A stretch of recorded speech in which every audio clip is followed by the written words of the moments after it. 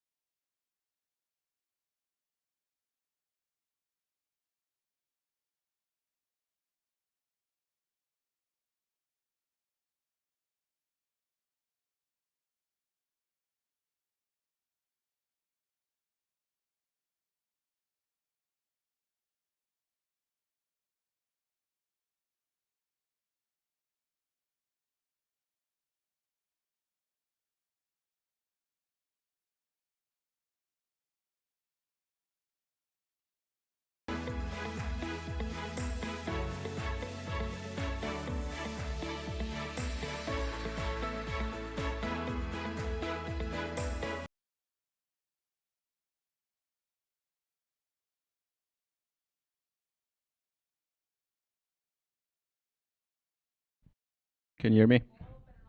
Perfect.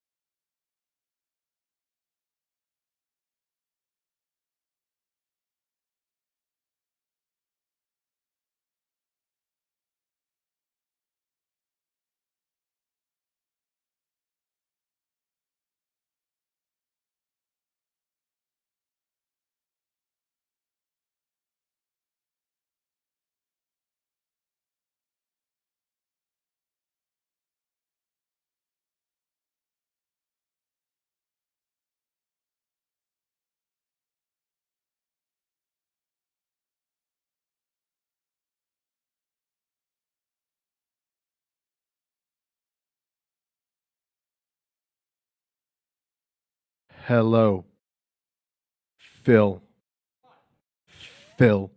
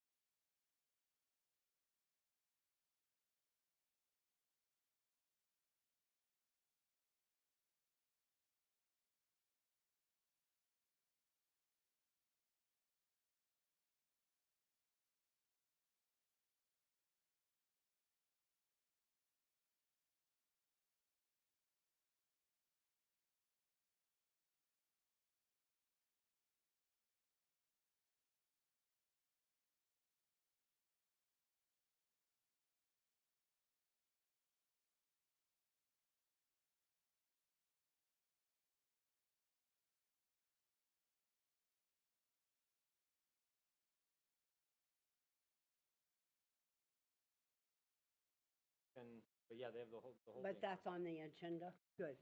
Okay, the regular, no, this isn't a regular meeting. Hold on. Oh, maybe it is. No, you're good. Oh, okay. The special meeting is called to order. Will the secretary please note that all board members are present with the exception of Supervisor Gallardo, Board Member Aaron Marquez, and Board Member Nikita Ross. Is there a motion to convene an executive session pursuant to A, discussion or consideration of records exempt by law from public inspection, specifically the minutes of the executive session held September 1st, 2022, that are specifically required to be maintained as confidential by state or federal law. B, discussion or consultation with designated representatives of the public body in order to consider its position and instruct its representatives regarding negotiations with employee organizations. C, discuss this or consideration of matters relating to public school safety operations or school safety plans or programs. D, discussion or consultation with designated representatives of the public body in order to discuss security plans, procedures, assessments, measures, or systems related to or having an impact on the security or safety of buildings, facilities, operations, critical infrastructure, information, and information technology maintained by the public body. Records, documentation, notes, or other materials made by or provided to the representatives pursuant to this paragraph are confidential and exempt from public disclosure under this chapter. Discussion E, discussion or consultation with designated representatives of the public body in order to consider its position and instruct its representatives regarding negotiations for the purchase, sale, or lease of real property, specifically Wilson College Prep and the properties adjacent to Phoenix Digital Academy and the Center for Educational Excellence. Is there a motion and a second? Second? A motion has been made by Vice Mayor Pastor and seconded by Mr. Prescott. On the motion, those in favor, please indicate by saying aye. Aye. Those opposed, please indicate by saying nay. The motion carries. We will move into executive session. Following executive session, we will adjourn our special meeting. Thank you.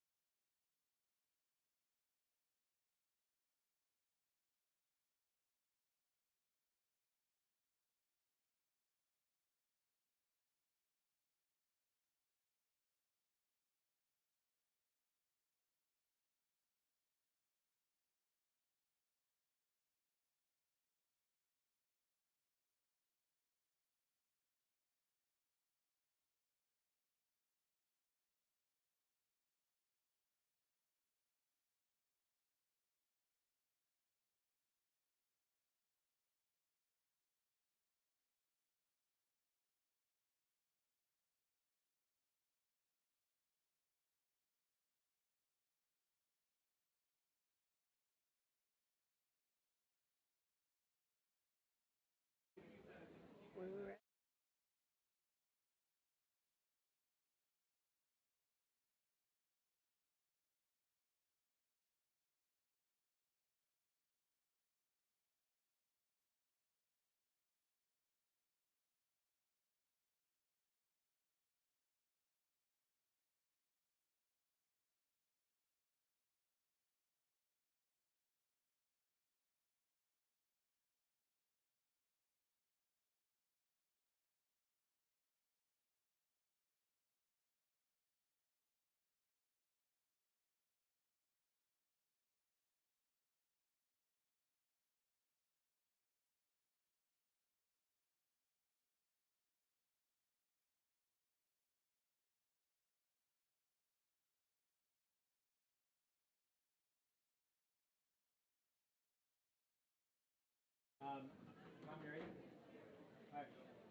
We're ready?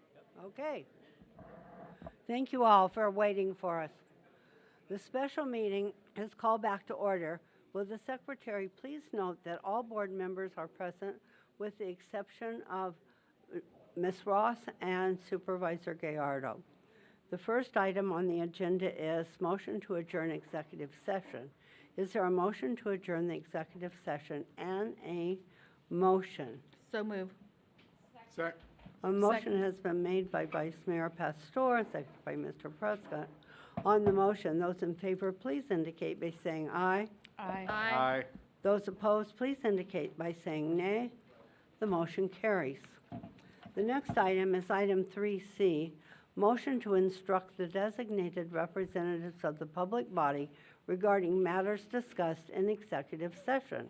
Is there a motion to affirm instructions given to representatives of the public body in executive session and a second? So move. Second. A motion has been made by Ms. Pastor, seconded by Ms. Parra. Is there any discussion? On the motion, those in favor, please indicate by saying aye. Aye. Aye. Those opposed, please indicate by saying nay. The motion carries. The next item is item 3D, motion to adjourn the special meeting. Is there a motion to adjourn the special meeting? And a Motion. second? So move. Second. First and a A second. motion has been made by Ms. Pastor, seconded by Ms. Parra. On the motion, those in favor, please indicate by saying aye. Aye. Those opposed, please indicate by saying nay. The motion carries. We are adjourned. Good job, team. The regular meeting is called to order. Will the secretary please note that all board members are present with the exception of Supervisor Gallardo and Board Member Ross. Please note that today's meeting is being live streamed. Also, please note that we have Spanish interpreting services available at the back of the room over here. Here, Mr. Prescott. Buenas noches a todos. Si necesita interpretación en español, por favor, mira a Joel, que se encuentra tras del cuarto. Gracias. Good job. Thank you, Mr. Prescott.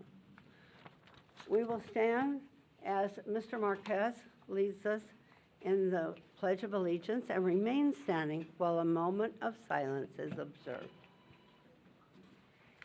I pledge allegiance To the flag of the United States of America and to the republic for which it stands, one nation, under God, indivisible, with liberty and justice for all.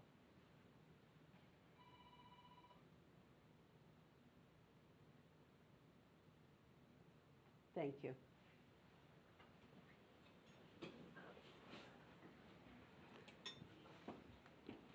Please enjoy the displayed artwork on the walls from Linda Brill Educational Academy and Bioscience High School.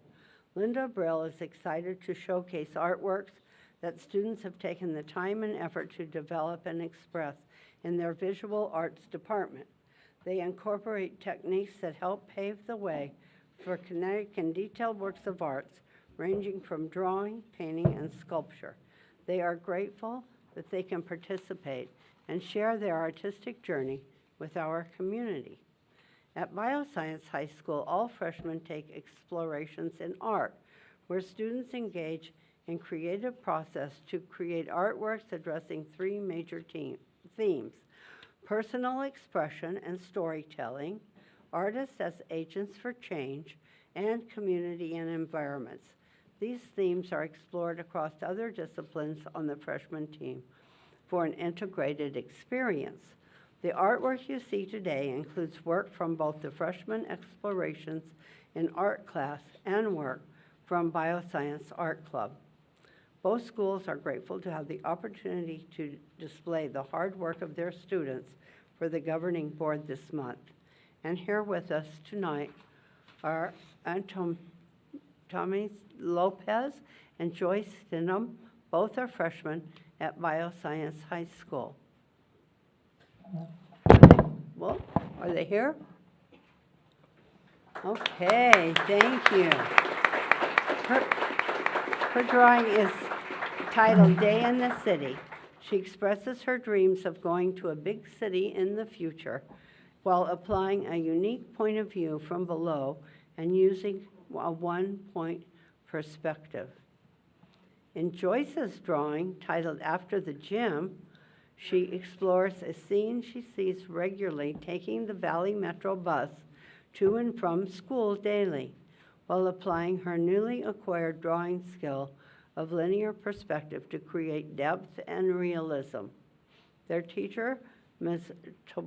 Motash, who is here accompanying them, is incredibly proud and honored to have them in class. Are you here? There she is, way in the back. Thank you, students and teacher. You are all incredible, and I'm sure the other work that's done in your classroom is equally impressive and interesting. So thank you so very much. The first item on our agenda is 1D, approval of minutes of the special meeting, executive session, and the regular meeting held on September 1st, 2022. Is there a motion to approve the minutes as presented, and is there a second? I'll motion. Second? A motion has been made by Ms. Parra and seconded by Mr. Prescott. Is there any discussion? On the motion, those in favor, please indicate by saying aye. Aye. Those opposed, please indicate by saying nay. The motion carries. The next item on the agenda is 2A, recognition and accomplishments. Tonight, we will celebrate 7 amazing students who have been named to the College Board's Hispanic Recognition Program. Please, Mr. Marquez, will you please read our first celebration? Yes, thank you, Madam President. PXU proudly showcases 7 students named to the College Board Hispanics Recognition Program. This recognition awards academic honors to underrepresented students. Eligible students from the Hispanic Recognition Program must identify as Hispanic or Latinx and have a permanent address in the United States. To be considered, students must meet the following criteria. Sophomores are eligible if they have a weighted or unweighted 3.5 GPA or higher when they apply, and must have taken the PSAT NMSQ2 in the fall of 2021, or at least 2 different AP exams in 8th or 9th grade. Juniors are eligible if they have a weighted or unweighted 3.5 GPA or higher when they apply and have taken the PSAT 10 in spring 2021, or the PSAT NMSQ2 NMSQT in fall 2021, or at least 2 different AP exams in 8th, 9th, or 10th grade. Join us as we congratulate the following PXU students for earning National Hispanic Recognition. Luis Hernandez Anaya from Bioscience High School.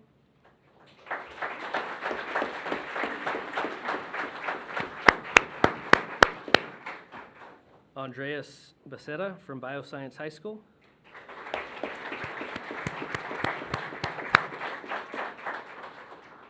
Melanie Torres Nunez from Metro Tech High School.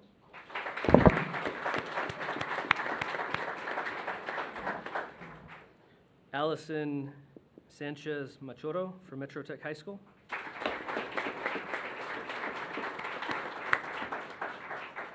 David Roman from Metro Tech High School.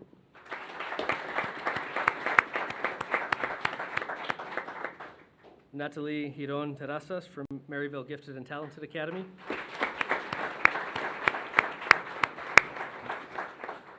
And Roberto Zozaya from Maryville Gifted and Talented Academy.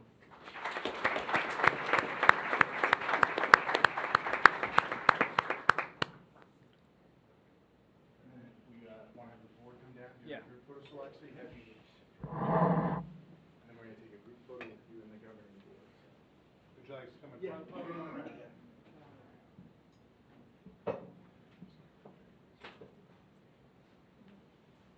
You can open your certificate holders with the seat. There you go.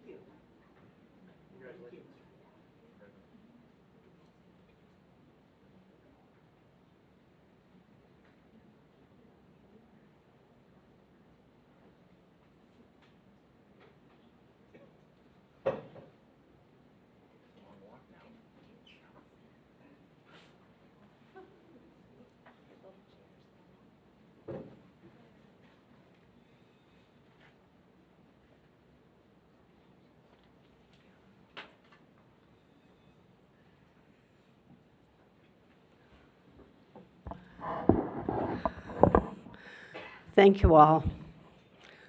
I now want to recognize our superintendent, Dr. Chad Geston, for being named the 73rd Man of the Year by Valley Leadership. Dr. Gesson has dedicated much of his career to the students and families of Phoenix Union. Joining the district in 2009, he has played an integral role in shaping the lives of the Valley's youth as principal at Camelback High School and Phoenix Union's superintendent since 2015. Under his leadership, our portfolio of schools has grown to include 23 schools of opportunity that welcome, love, and inspire our students and staff. Our 24th school, Phoenix Educator Prep, will open its doors to students next fall.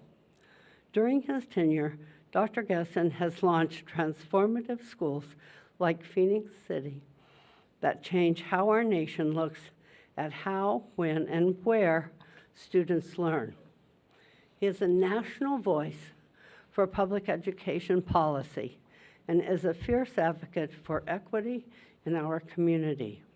An alum of the Broad Academy at Yale School of Management, a council member for Stanford University's Hoover Education Success Initiative, and a member of the Board of Directors for Chiefs for Change in Washington, D.C. Dr. Gesson leads on a local and national level. Last year, I attended an awards ceremony where Dr. Gesson was named Arizona Policy Maker of the Year for his leadership through COVID. Shortly after receiving that award, Arizona's Public Relations Association named him its Superintendent of the Year. Valley Leadership is a known institution in our community with recognized past winners who have made a global impact. Man and Woman of the Year is a long-standing, long-cherished award that honors Arizonans who are the instruments of progress, goodness, and service to others. Now I would like to welcome Mr. Paul Comedina, Board Chair of Valley's Leadership, to say a few words about Dr. Gesson. Welcome. think I'm good here. Can you hear me okay? You can pull it out. There you go. I'll do that. Well, first off, I want to thank all of you for having me. I love delivering good news, and good news we certainly have. You gave a great overview of the Valley Leadership Man and Woman of the Year. As you said, I'm the current board president for Valley Leadership. Valley Leadership's been around in the community for more than 40 years, really focused on educating, empowering, and mobilizing leaders in Arizona, and focusing on making a difference in Arizona's most pressing issues. This Man and Woman of the Year is our 73rd, as you said, 73rd Man and Woman of the Year. We're going to have a formal event on November 30th where we're going to recognize Dr. Gueston and his tremendous contributions towards Arizona. We have a panel that reviews nominations that we get from all around the community, from a lot of different folks. We have a panel of current board members and also past Man and Woman of the Year honorees. We review those and then make a decision. And so Dr. Gueston is our 73rd Man of the Year, and Reina Montoya is our 73rd Woman of the Year. A couple of things as we think about requirements. There's really three. Number one, does this person have a high degree and a significant track record of community engagement? The answer is absolutely yes. Number two, are they focused on Arizona's most pressing issues? Education is no doubt at the top of that list. And Dr. Gueston has done really a terrific job in leading from the front and with all of your help in making sure that Arizona is progressing on education. And so we thank you for that. And I think lastly, perhaps most important, values that reflect principles of doing, not just talking, but actually doing and making change. And so when we think about Dr. Gueston, we think about team mindset, building trust with folks, with the community, within the schools, outside of the schools, parks his ego at the door and shows up to get things done. And lastly, just really a focus and driven to do and make a difference in the community. And so for that, we're really excited to honor you and the work that you've done and celebrate that again at the end of November. But appreciate you having me, and thanks for all your great work. So thank you. Thank you. Okay. On behalf of the Phoenix Union Governing Board, I thank you for your dedication to our staff, our students, and families. Join me as we congratulate our superintendent, Dr. Chad Gueston, for being named Valley Leadership's 73rd Man of the Year.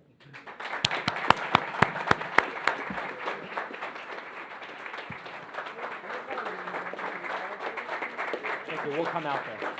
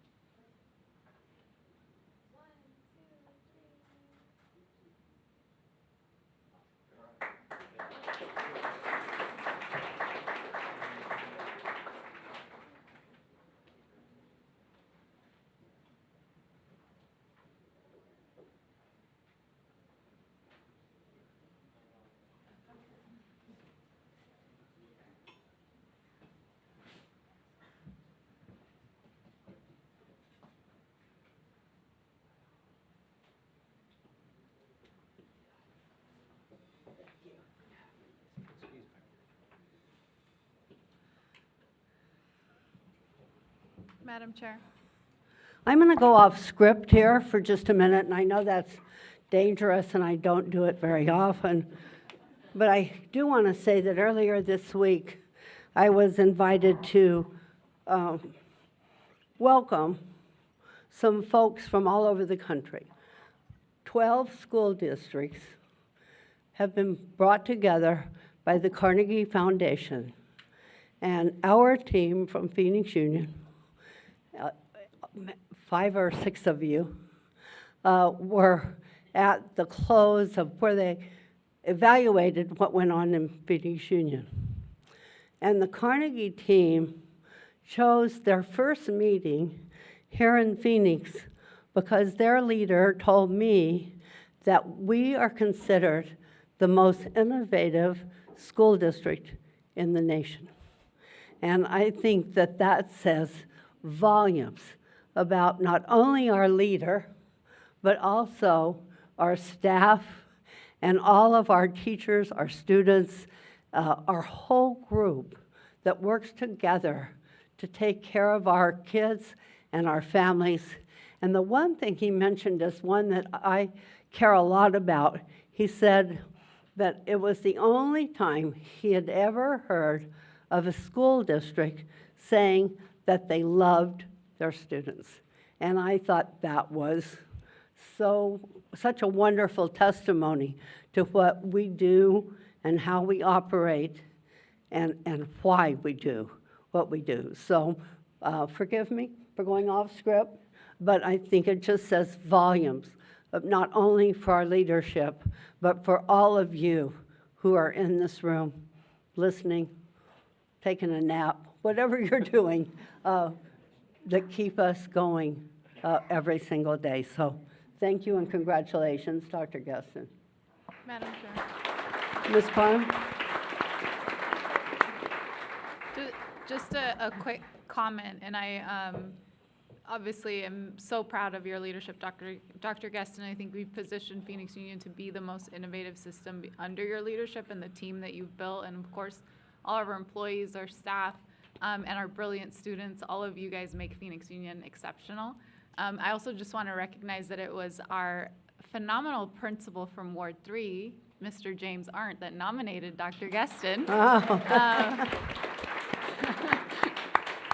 So shout out Principal Arndt for the nomination.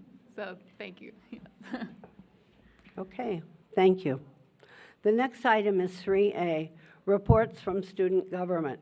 Tonight we have student government representatives from Camelback High School, Linda Brill Educational Academy, and Wilson College Prep. Our student government representatives this evening will highlight their schools in this order: Miguel Gonzalez from Camelback, Gabriela Ramirez and Jonathan Laborn from Linda Brill, Jasmine Gullion and Isa Mesa from Wilson. Miguel, welcome to our board. Will you please provide your report?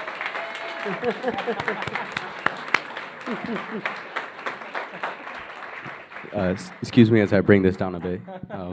Last commentator was a little tall. Work with me? Where? Stay? Okay, let's go. Okay, I got it. Good evening, Madam President Alston, governing board members, and Dr. Gesson. My name is Miguel Vega, and I'm currently the student body president for Camelback High School of the 2022-2023 year. First item on our list is the Senior Sunrise. It's basically our first get-together for our seniors. We provide music, and we also provide a breakfast for them that included donuts, orange juice, apple juice, and other breakfast options, and we had over 100 seniors in attendance. Next slide. Our fall sports assembly, we had our color guard, and we had our choir perform our national anthem. We had all our fall sports come out and introduce themselves and give just a breakdown of their record. We had our cheer team dance, band perform, and we had guitar perform Bohemian Rhapsody. Our first Friday event is an event where we have a safe space for students to be at before our home football game, where they can grab a bite to eat. They have games, they have dance, and we have over 150 students in attendance to come out right before our home football game. We have an assigned student section where student body sits and as well as student government. This was a green out, as you can tell by the breakaway and neon green socks. This is to raise awareness to mental health, and we even put up posters, balloons, streamers, and we decorated the entire stands. Our other fall sports, we also recognized them. We went out to a cross-country meet We decorated from the start to the finish. We had student government members line up on each side of the track where we would salute them and cheer them on in the start and finish, and as well as hand them water and splash it in their faces occasionally. Some of our future events include our homecoming, which is going to be spooky themed. We have a tailgate event to raise awareness and give fundraisers to our clubs. We have our home football game against McClintock. That is going to be a blackout, I assume, I believe. And we have our dance as well. And our senior night is an event that we give out for all our seniors to recognize them on their senior year, and we make personalized posters for them. Thank you. Thank you.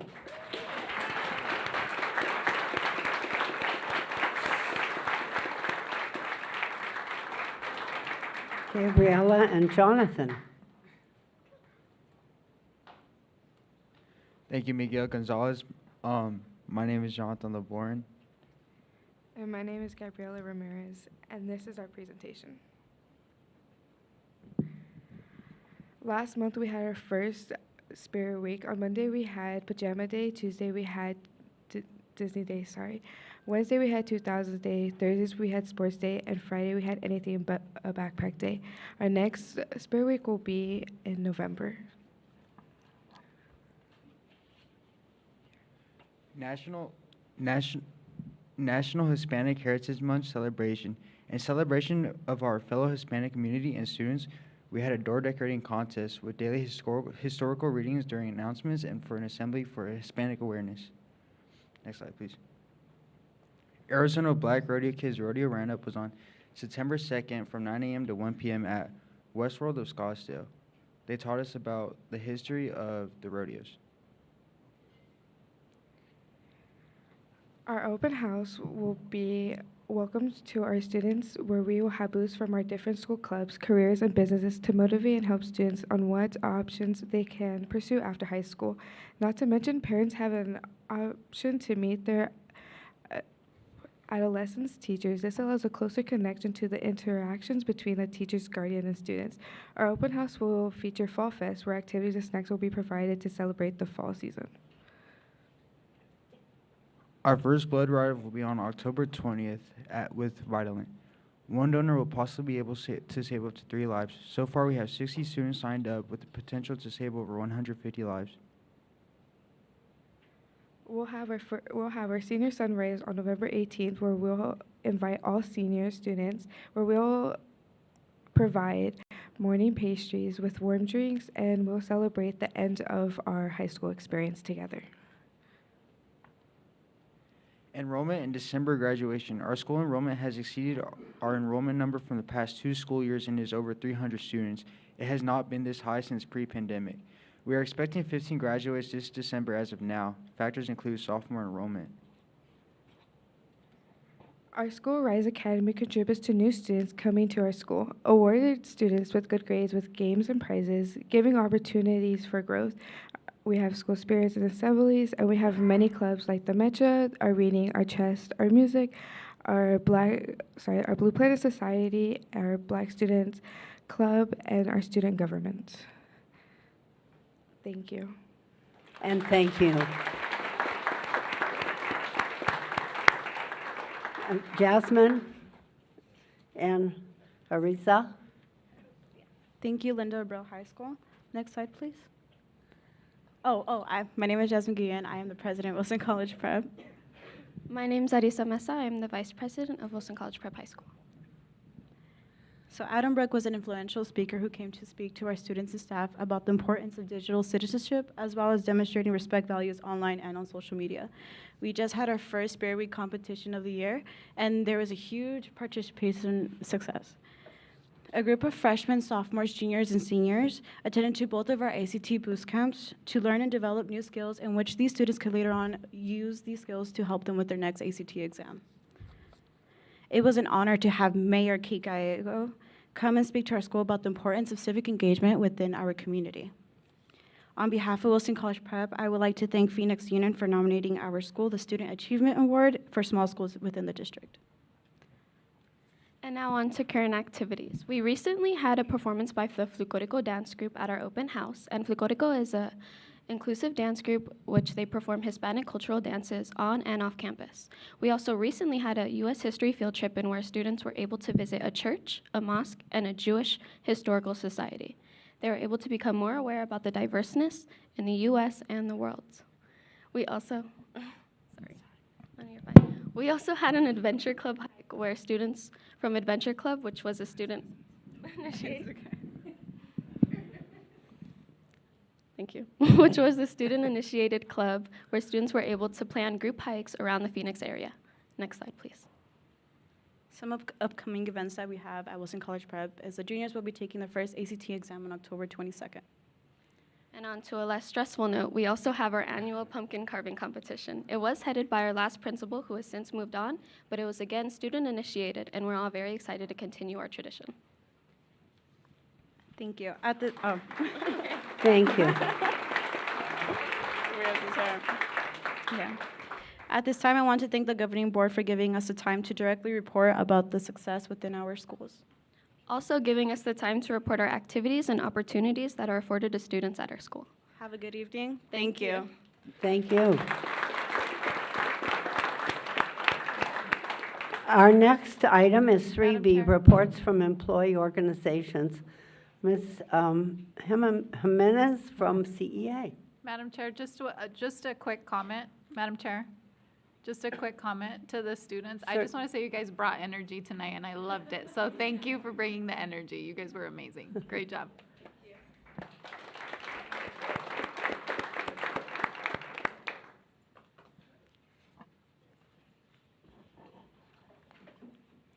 Hello, good evening, everybody. Can you guys hear me okay?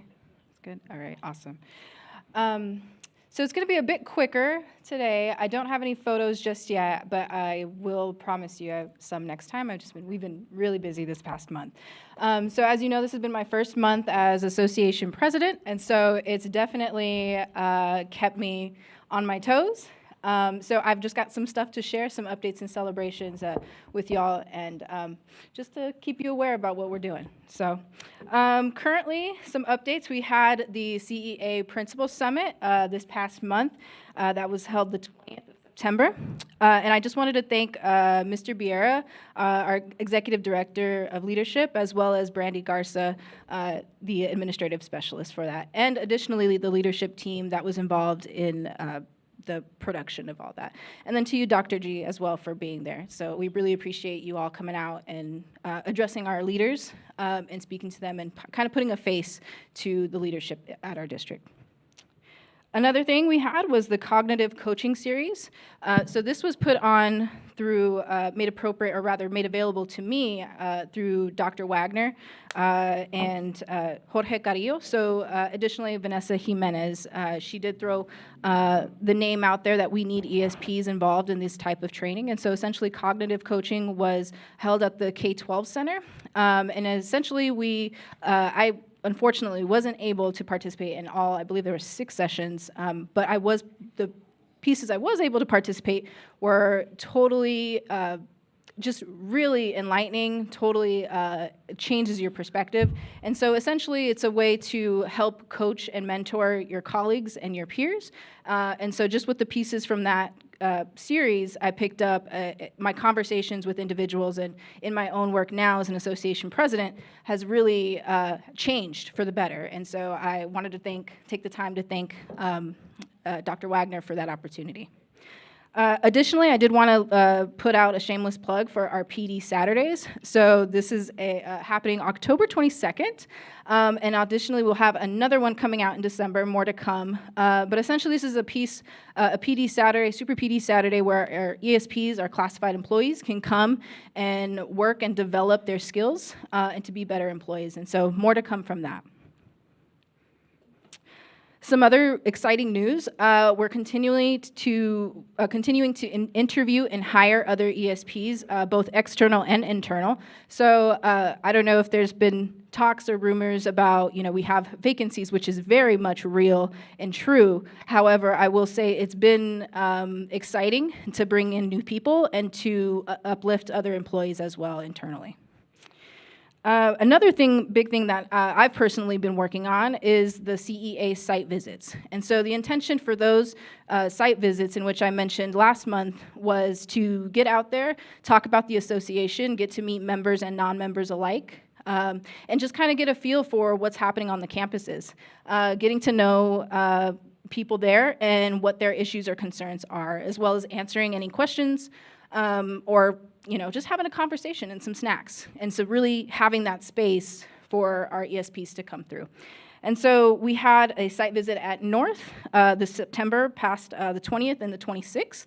And then I just finished a site visit at Trevor Brown this afternoon. And we'll also be there tomorrow as well. Upcoming, we have Maryville and more. We're tackling our larger comprehensive campuses first. We want to put out the net, throw it out there for everybody to come. But we will be focusing more on our smallers as well. So more to come with that. Another thing that I think is been really important for our ESPs to be involved in is the ongoing committee work. So I'm not personally involved in every single committee, but my colleagues are, and I just wanted to take a moment to recognize these committees and to thank them for the work that they're doing. So we have our Job Description Review Committee, our Professional Growth Committee, our Salary and Benefits and IBN Committee, and then as well as our Phoenix Union Governing Board Student Safety Committee. So I know all these committees are ongoing and the work and lift is heavy, and so I just wanted to recognize those committees and the work that they're continuing to do. Some other updates. Recently, I've been appointed as the NEA ESP at-large director. So now I represent ESPs on a national level, and so that was also new within this past month. So some news with that, we actually held our first September board meeting in Washington, D.C. And so that spanned over the course of a few days. And essentially, it was really a moment to really soak in and learn about my new role as an ESP at large on the national level, and how that work can influence my work here on the district level as well. Another new training, so I think my trainings is just going to fill up this whole year. So I'm doing like quite a listening tour and then a lot of training. So I've got another new training coming in. It's our new local presidents training. So this is also a national training as well. So other local presidents, new local presidents will come together and learn from one another essentially and develop. And so hopefully I will have more to bring back for you next month. And then lastly, I wanted to continue with the recognition of our ESP career families. This month, I wanted to recognize our food service workers. And so they vary. I like to call them they're not small, but I think people don't typically think of these individuals because most of them work part-time. So they come early in the morning and then they slip out in the middle of the day. So it's kind of hard to catch them. So food service personnel as well as maintenance and custodial staff have been my biggest focus doing these site visits. And so when I go out to have these site visits, we try to find spaces in which this employee group typically doesn't, either it's high traffic area for them, or it's a space in which they can come and they can be heard and have space to chat and to speak and to talk with others and to learn from each other. So like I said, we were at Trevor today, and I'll be at Trevor tomorrow. But those include cafeteria managers, our kitchen assistants, our cafeteria managers, as well as the workers. Field supervisors, cooks, grill specialists. We even have truck drivers that drive for our food services. So it's not just in the cafeteria on the campus. So we are district-wide. So again, I wanted to thank them for the continuous work that they do. It makes it look effortlessly every single day, and they show up and they're dedicated. Again, they come in super early in the morning, and they leave, and they come back the next day ready to do it all over again. And I do want to point out that they were actually a critical piece in when we were working from home and when we were really in heavy with the pandemic.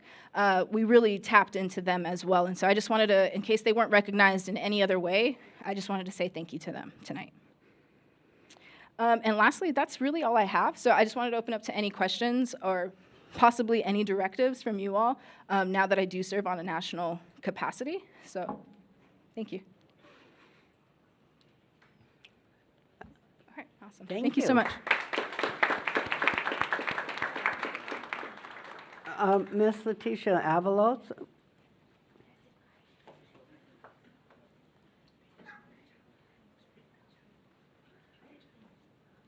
Hello, good evening, President Alston, governing board members, Superintendent Dr. Gueston, leadership team, and community. The ADA has decided to highlight individual accomplishments and recognitions as part of our board presentations. Every month, you will hear about 3 to 5 leaders.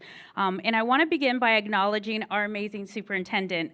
I won't repeat everything that was said, but as you know, he was selected as the Valley Leadership Man of the Year, and wanted to be sure that we acknowledge Dr. G. I think we can all agree that Dr. G has and continues to be an outstanding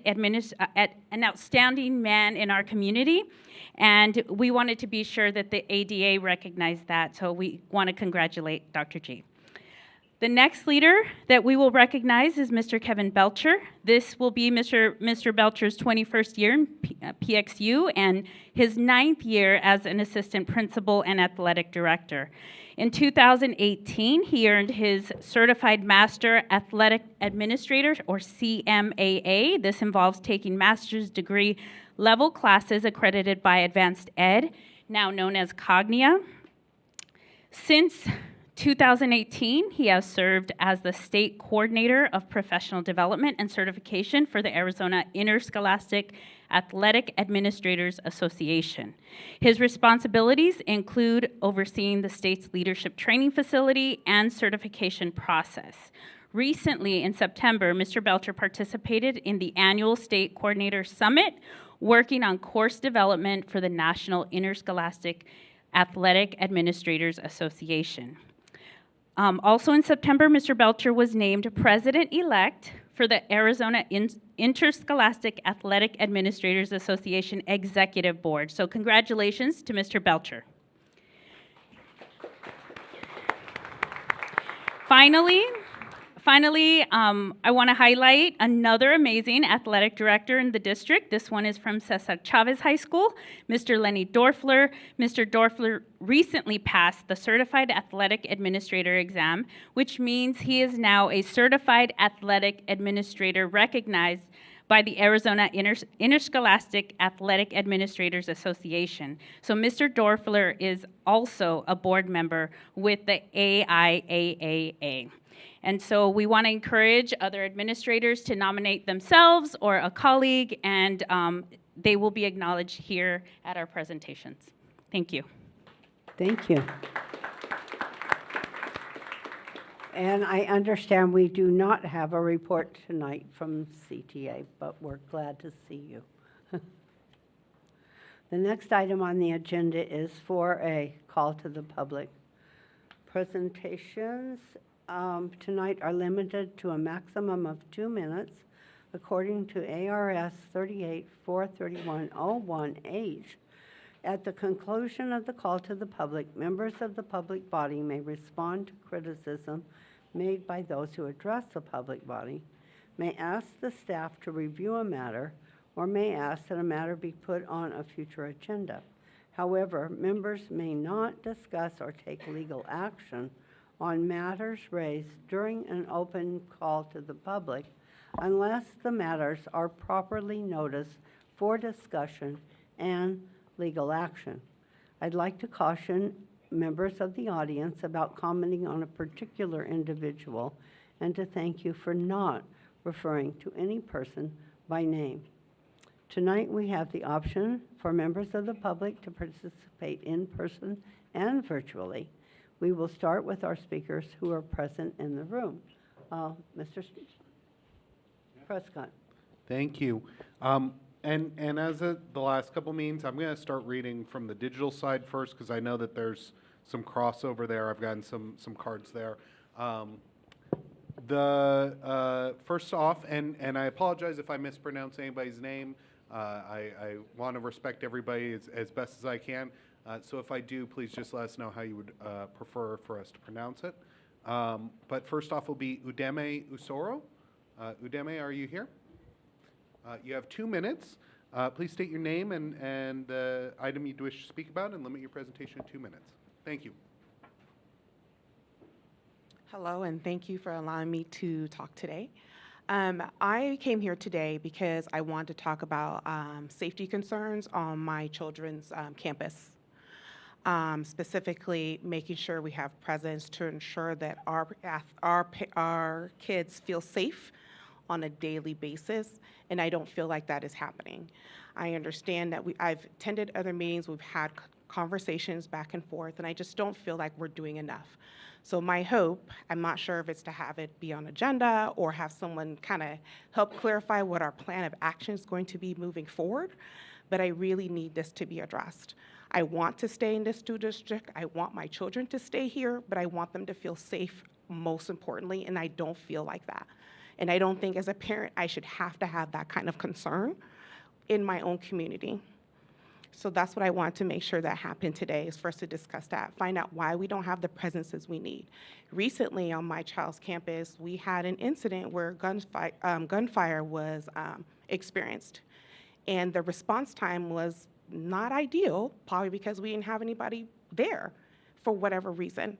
And so those are the kind of things I want to make sure, if it does happen, which I understand you probably can't avoid it, we are in the position to respond in a timely fashion to ensure that everyone who's present in an event that is within our Phoenix Union District feels safe and feel like they will be confidently taken care of. And that has not happened. Thank you. Madam Chair. Thank you, ma'am.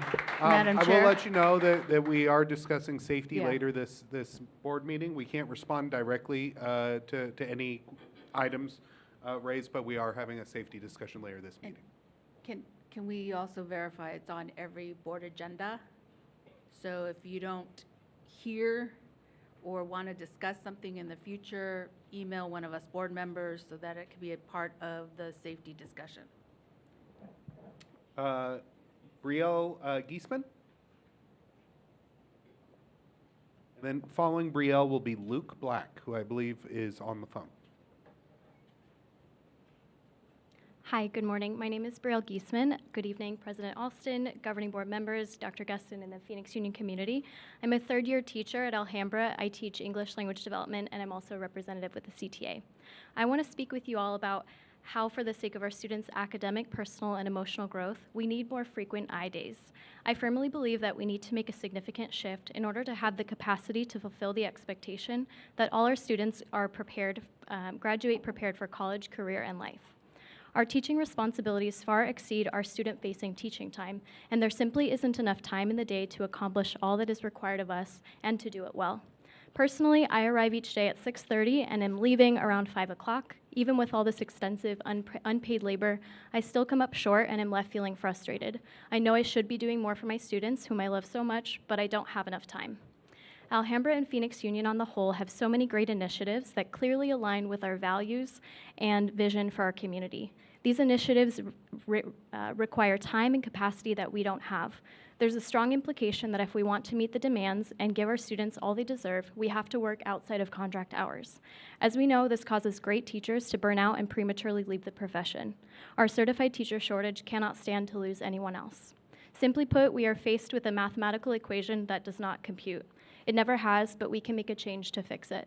If we as a district want to truly give our students the quality seats they deserve and that we say we're committed to, we need to give staff more time to accomplish the tasks that are required of us. Even the most thought out and innovative initiative will fall short when there's not enough time to meaningfully implement it. iDay presents a great solution, but once per month is not enough. We will continue to experience the same chronic issues that hold our students back until we make a change. My ask is that our school board and CEE leaders consider implementing additional iDays each month. Thank you for your time. Thank you. Thank you. Next up will be Luke Black. And I believe Luke is on the phone. Luke, can you hear us? You might need to unmute. I'm sorry, can you hear me? We can hear you now. Okay, perfect. All right, thank you, everybody. I really appreciate the time. My name is Luke Black. I do want to address also item 11A, which is the discussion on the safety committee. I've been at both of the safety committee meetings so far, and really what I've watched is the intent is what seems to really be an intentional effort by the admin to really push this safety committee to move without clear direction. In the last meeting, we watched the legal team shut down the committee discussion on agenda items to move the agenda forward. There was a discussion about community participation at the end where a vote was forced without the presentation even being finished. Committee members were not given opportunities to ask clarifying questions about the engagement proposal. They were not allowed, community members that were in the meeting were not allowed to speak, even though 30 minutes was held and everybody had gone and there was still extra time for folks to speak. And the community engagement process was also reduced from 4 weeks to 3 weeks without full explanation and without a discussion of the impact on the process.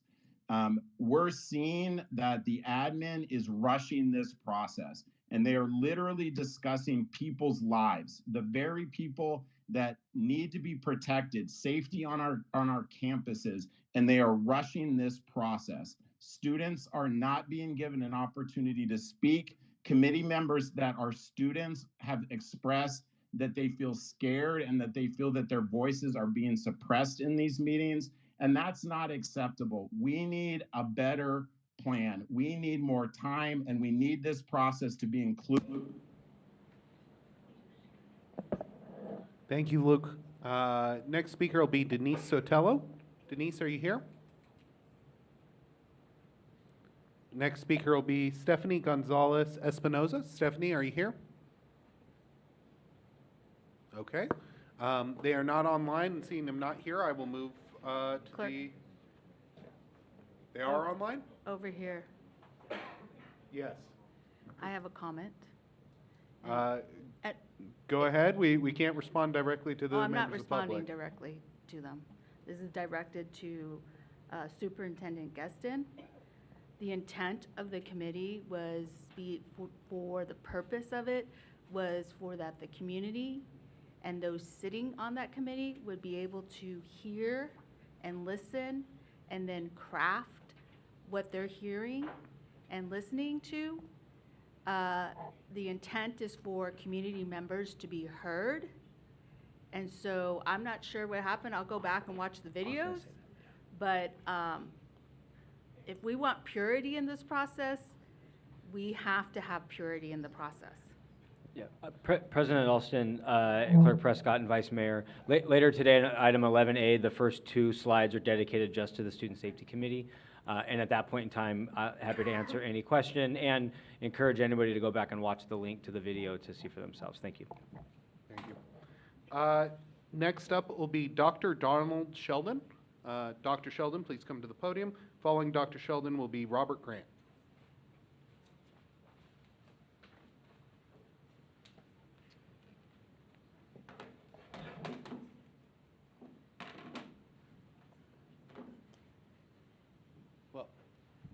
You restricted this down to 2 minutes, and so therefore I'm not going to probably get to everything I want. Let's start the timer. So my name is Don Sheldon. I am from Metro Tech High School. I teach cybersecurity and network technologies. I am also certified to teach software development. And just for your knowledge, I did not go to school to be a teacher. I came from the corporate world. And so what I bring to my classroom is 25 years of corporate experience, 10 years of corporate training. I've also bring with you 5 years of federal government training where I've worked on satellites that track people in outer space with the nations of England, Germany, Australia, New Zealand, and the United States. I'm also on top of several boards here in the state of Arizona. I'm on the CompTIA National Advisory Council, which certifies people for their technical background and skills and abilities. I'm also on the FBLA Executive Directive Council, and I'm also on the Executive Board Directive for FBLA as well. The reason for me being here is to discuss safety. Madam President, I'm glad you spoke offline the way you did, because you lead this right into, that leads into what I'm getting ready to say. And because I only got but so much time, I'm going to give you a graphic picture, because I think a graphic picture is going to help you understand where we as teachers feel. And I want to say to my colleagues here, please forgive me, but I only got so much time. I'm going to give them a graphic experience of how we feel as teachers. Okay, this is how we feel as teachers. We are not a disposable tampon or a prophylactic that you can get rid of when you feel like you don't have anything else to do. For all of you that are on this board and this council, and you think that our safety is a joke, let me tell you something, it is not a joke. The reason why those people came in from the Carnegie Foundation is because we bring value to the classroom. He brings value to the classroom. I bring value to the classroom. All these people who've been in my classroom bring value to the classroom. Those of you that think that security is a joke, let me tell you something. Get off your butt, come into our classrooms, okay? Teach for a couple of days. Teach for a couple of weeks, okay? Try to deal with what we deal with already. I had to deal with tests today. I had to deal with termites today. I had to deal with ants that were running my, and I got all that done and finished before 10 o'clock this morning, okay? Thank you. Thank you, sir. And thank you for your work at our campuses. Next up will be Robert Grant, followed by Tom Navarro.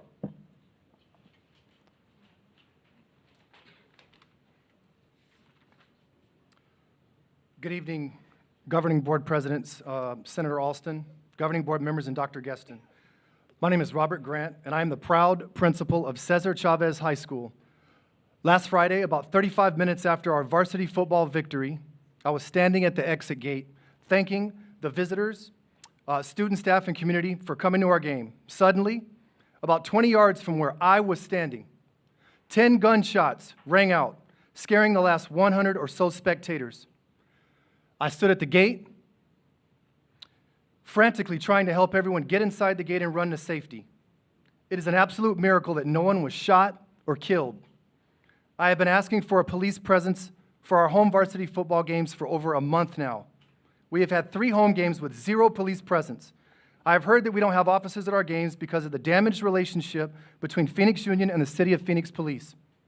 Please don't let your personal views about police cloud your judgment when it comes to safety and security of our community. As a black man, I have been harassed and racially profiled by police. However, my personal views on police are of no consequence when it comes to protecting our community at large events. At Chavez, we have between 1,500 and 2,500 people at our home games, truly a community event. I cannot police our community. We need a police presence to deter violence at large events. Security wearing highlighters, vests, and administrators standing at guests will not deter someone from shooting on school grounds like last Friday. I have talked to colleagues in Tempe, Chandler, Mesa, and Tolleson who all have police at their varsity games. Are Tempe, Chandler, Mesa, and Tolleson lives worth more than a Phoenix Union life? Please fix this relationship immediately before it is too late. Don't let politics or your personal views be the reason someone buries their child.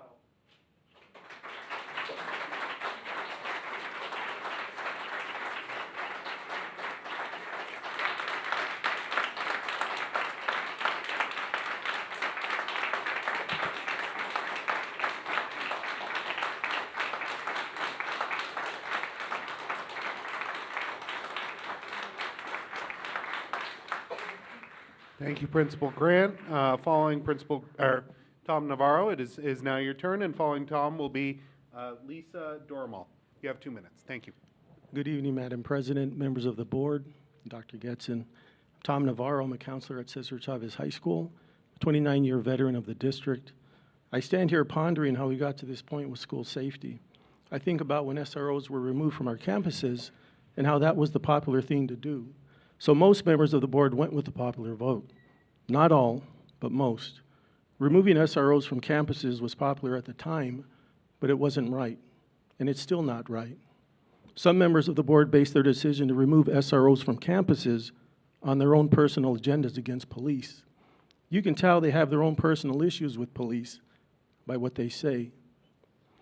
But what they and other members of the board won't also admit is that they have no knowledge of what SROs do on our campuses.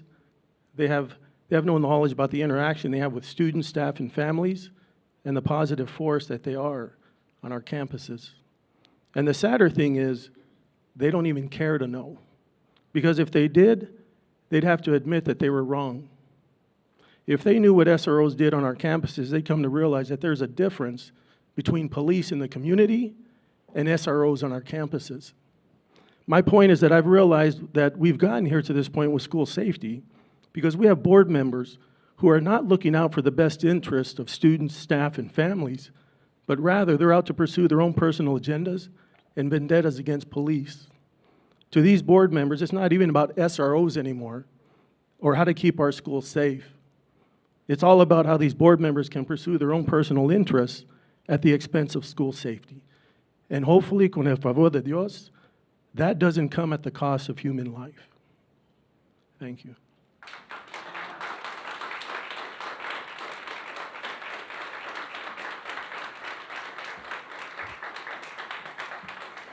Thank you, Mr. Navarro. Next up is Lisa Dormel. Following Lisa will be Dr. April Coleman. Thank you. Good evening, President Alston, Dr. Geston, congratulations. My name is Lisa Dormel. I'm a proud parent of 2 students of Cesar Chavez High School. My son graduated in 2020. I currently have a daughter who is a sophomore. I'm going to take you through a timeline. On November 29th of 2021, a gun transaction took place at our boys' bathroom, and a boy was shot. Thankfully, it was not a fatal one. The following day, a 15-year-old opened fire and killed 4 students at Oxford High School in Michigan. The following week, there were multiple physical altercations at Betty Fairfax that involved parents, students, and teachers, and in that midst, some administrators were physically harmed. I'm going to fast forward on that fateful day of May 24th, where 19 beautiful souls were taken and 2 beautiful teachers at Uvalde High School. And this still did not prompt this board to revisit reinstating SROs on our campus. August 16th, an individual at Carl Hayden posted a gun threat. On September 19th, Central High School, a fight broke out where multiple students heard gunshots. On September 13th, the same thing again happened at Betty Fairfax. And you just heard from our principal that at last Friday's game, gunshots were heard. Ladies and gentlemen, please, you do not want blood on your hands. Please make the decisions to bring back our SROs. Thank you. Thank you, Ms. Dormel. Next up is Dr. April Coleman, followed by Ms. Rebecca Fanucci. Good evening, President Alston, members of the governing board, and members of the audience. I purposefully did not give a presentation tonight on behalf of the association. I am here as an individual who works in this district, an individual who loves her colleagues and who loves the students that they support. Enough is enough. We have had more safety incidences on our campuses since this last meeting than I care to count. Enough is enough. Amen. You have heard from constituents from the public. You have heard from individuals working in the district. You have heard from an administrator. Enough is enough.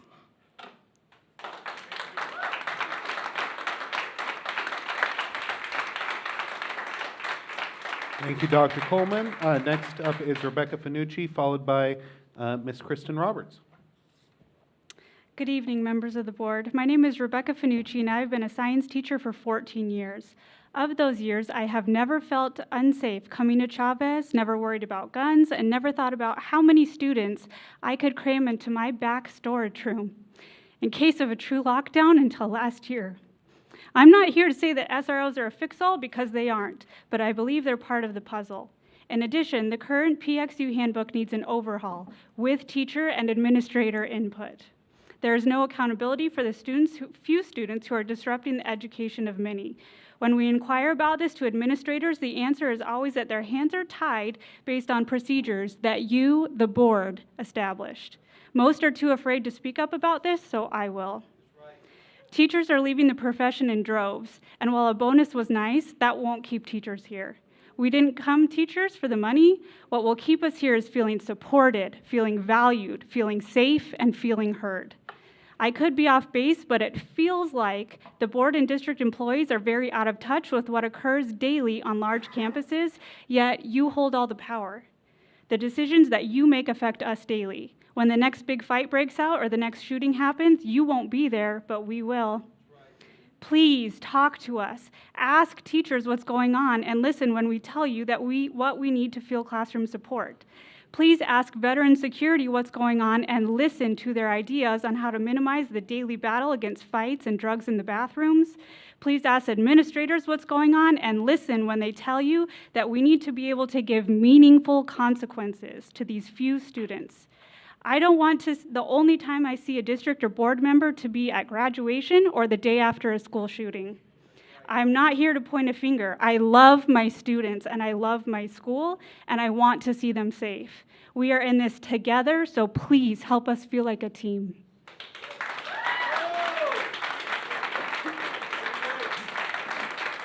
Thank you, Ms. Finucci.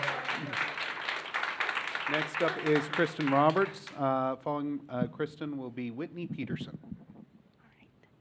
Good evening, President Alston, Dr. G, members of the board and the community. My name is Kristen Roberts. I'm a national board certified teacher, currently working as freshman house coordinator at Carl Hayden Community High School, and I'm here tonight to address campus safety. As most of you know, and you've seen us before, several of my colleagues and I come every month to the board meetings, and we do this because we love our students, we love our school, we love our district. Over the past several months, I have been highly alarmed at what I've seen in these meetings. Board meetings used to be places where robust conversations led to informed decisions that moved us forward. But now it seems to be a political circus where personal agendas are prioritized over the needs of our students. I would just implore the board to put those things aside.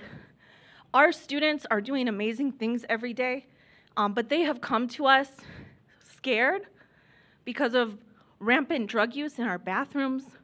Our parking lots have had multiple crimes and dangerous incidents, and our leaders are doing their best to support us, but they need some help. We need to come together. We need to listen to parents, to our students, to our staff, and work together not to promote a political agenda, but to actually do the work that our students depend on us to do. Thank you.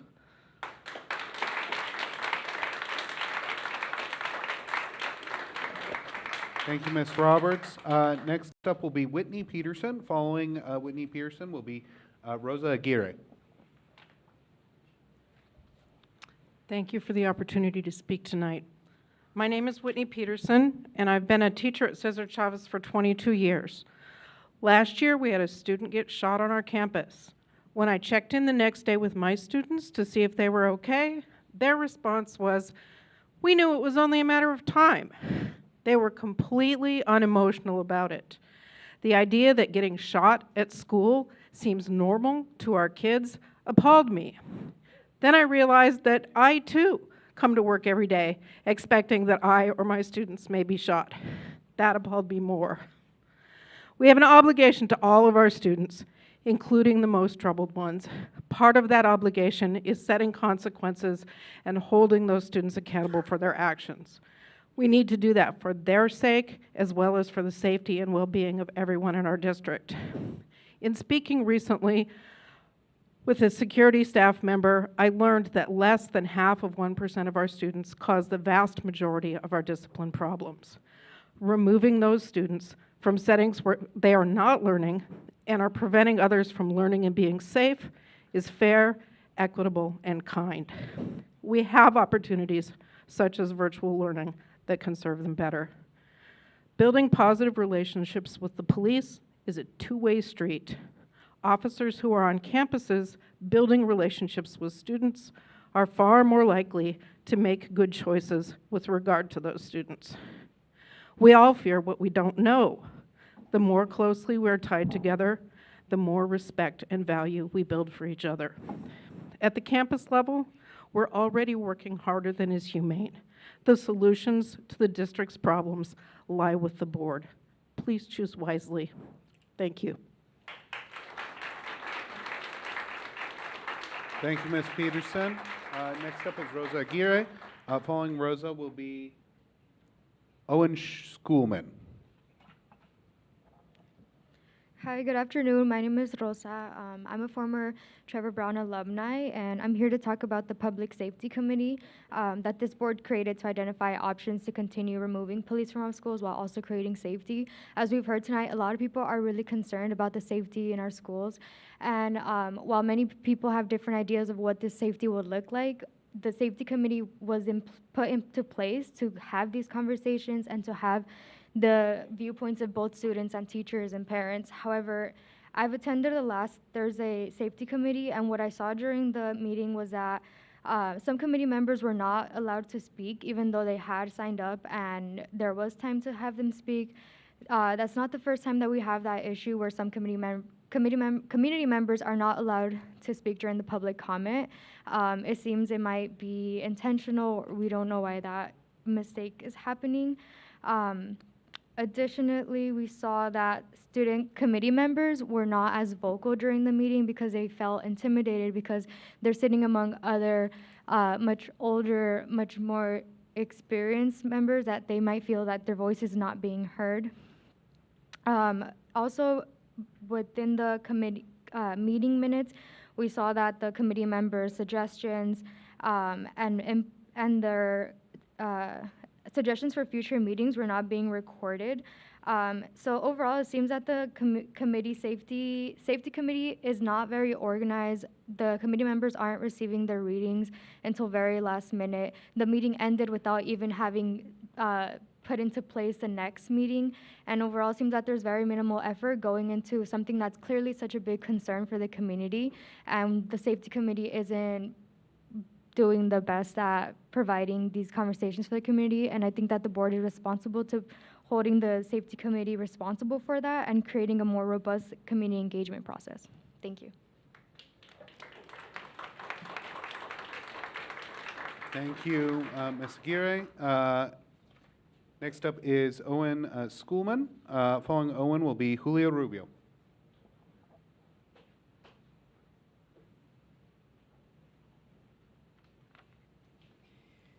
Hello, I'm Owen Schoolman, and I am a junior at Phoenix Coding Academy. I came here tonight to discuss student safety on campus as well. On September 9th, a 911 phone call was made for an active shooter at Central High School. Within minutes, first responders and police were on scene, and after a thorough investigation, came to the conclusion that there was no shooter incident. However, the events this day gave a window into the interaction that students and faculty have with police officers on campus. Despite the uncertainty and seriousness of the matter, I found videos on social media showing positive interactions between therein, and even a police officer making a handshake with 3 students. This then brings forth the question, what are students, families, and faculty interactions with police officers on campus? And what were the students at Central High School's thoughts on their involvement that day? Because of this, I am calling on the board to conduct a survey and poll for the entirety of the Phoenix Union High School District on the matter, as I feel that the data would be very insightful to actually understand what the community wants. Thank you. Thank you, Mr. Schoolman. Next up is Principal Julio Rubio. Following Principal Rubio will be Jesse Hoover.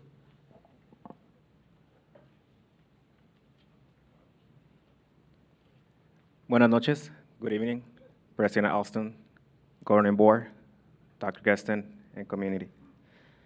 My name is Julio Rubio, and I am a proud parent of a Phoenix Union student. I am a resident within the boundaries of our district, and I am the proud principal at Carhagen High School. This evening, I would like to address the governing board on behalf of my Falcon community. Carhagen Community High School is described by many staff and community members as a hidden gem, and we take the term community very seriously. This is evidence when we are developing ideas, supporting our students, and engaging our parents. The last few months have been challenging in terms of safety at our school, as we have had major safety incidents. However, as a community, we take a community approach to solve these challenges. One example today, when I met with our parent engagement team, our parents are ready to step up and support with campus safety. Working collaboratively is not an easy task, and it requires conversation, hearing different opinions and perspectives, and come to a compromise. School safety is an important issue. We might not have a perfect system at our school, but we're working towards ensuring a safe and orderly campus as a community because we care about our students. My ask for the board and CE leadership is to take this same approach when developing our new safety plan. The decisions that are made in this room affect our community directly and impact lives. There are some important issues regarding the role of SROs on our campuses. I encourage the board to engage in a balanced dialogue that takes into consideration all perspectives. This includes those that believe that the SROs play an important role in supporting school safety. Please listen to our communities, listen to our teachers, listen to the needs of our school administrators, as we are charged with maintaining a safe and orderly campus environment.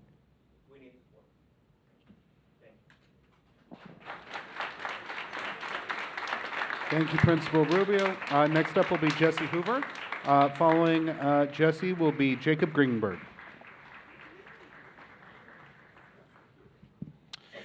Good evening, Governing Board, Dr. G, District Leadership, and Phoenix Union Community. I want to begin by addressing our board and potential board members listening in. If you are really interested in doing what is best for our schools, students, and community, then be more involved.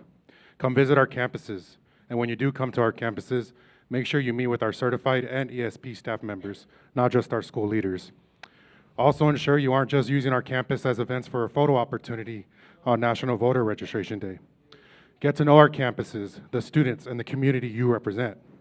Don't wait for these monthly meetings. You are elected to these positions by the community, so please don't forget that as easy as it was to get you into these offices, it will be just as easy to ensure you aren't voted into them in the future. My name is Jesse Hoover, proud alumni and current teacher at Carl Hayden Community High School. I'm here tonight to address what most of the educators are here speaking about tonight, and that is school safety. While I know there are lots of plans already in place to address issues that have made it to the media news cycles, I want to address specific concerns at Carl Hayden. I'm also speaking on behalf of several colleagues who cannot join us tonight. The biggest and one of the biggest safety concerns right now are the number of students who are wandering the halls and outside of classrooms during class time. From what I have heard and gathered from people, there are anywhere between 60+ students in the hallways across campus refusing to attend classes. The consequence for some of these students is in-school suspension, which I'm not a huge fan of because now we are rewarding students for missing class by missing more class. It doesn't process in my mind as a tangible solution. I'm unsure of what is the correct answer or course of action, but I do know we need help. Teachers are hesitant to stand at their doors during passing periods because of the number of fights occurring in the hallway. Staff are afraid to even tell a student to get to class because they are called the B word or to F off. And as we are well aware, some students are even caught bringing weapons onto our campuses. We are told and even sent emails that our safety is a top priority, but then when incidents occur, we are given a generic and sometimes political response. Thank you, Mr. Hoover. Next up will be Jacob Greenberg. Following Jacob will be Ashley Landa.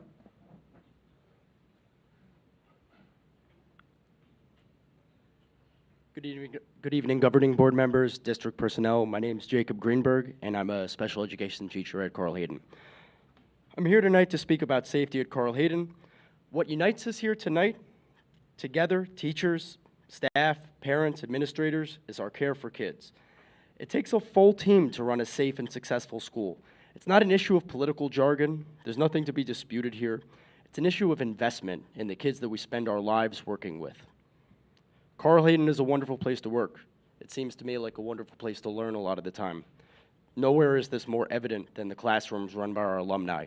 Last month, the district sent out a newsletter highlighting our math department. 8 out of 13 of our math teachers are Hayden alums. It's incredible. I don't think you can find a school that matches that in the world. The problem is we can't maintain our community high school without some help. We need some help with our south parking lot, for example. This week, we had a car catch on fire in the parking lot. You guys might have heard about that. Last year, a teacher's car was smashed by a reckless driver only a few yards over. I'm worried something worse will happen. We've been raising the issue of safety in this lot for a year now. I know our admin has taken the issue seriously too. They've pushed to fix it. We need this board to make this right. If the parking lot has been a disappointment, show us you care by helping us with a full safety team. Provide us with an enhanced safety team to support the hardworking and decent security team we already have. We need more safety staff and a dedicated full-time person to watch over the parking lot. The parking lot is just an example. Every year our kids need more, and sometimes that leads to increased risks. We have unsafe hallways, we've got unsafe bathrooms. Community high schools are a dream to reach around the United States. We can't keep calling our school a community school if we can't keep it safe. Without more safety staff, without more investment from our leaders, the minor issues become major issues. I'm asking each of you to come to Hayden in the second quarter, walk our hallways, talk to our teachers and our kids, then decide for yourself. Thank you, Mr. Greenberg. Next up is Ashley Landa, who will be our final speaker for the evening.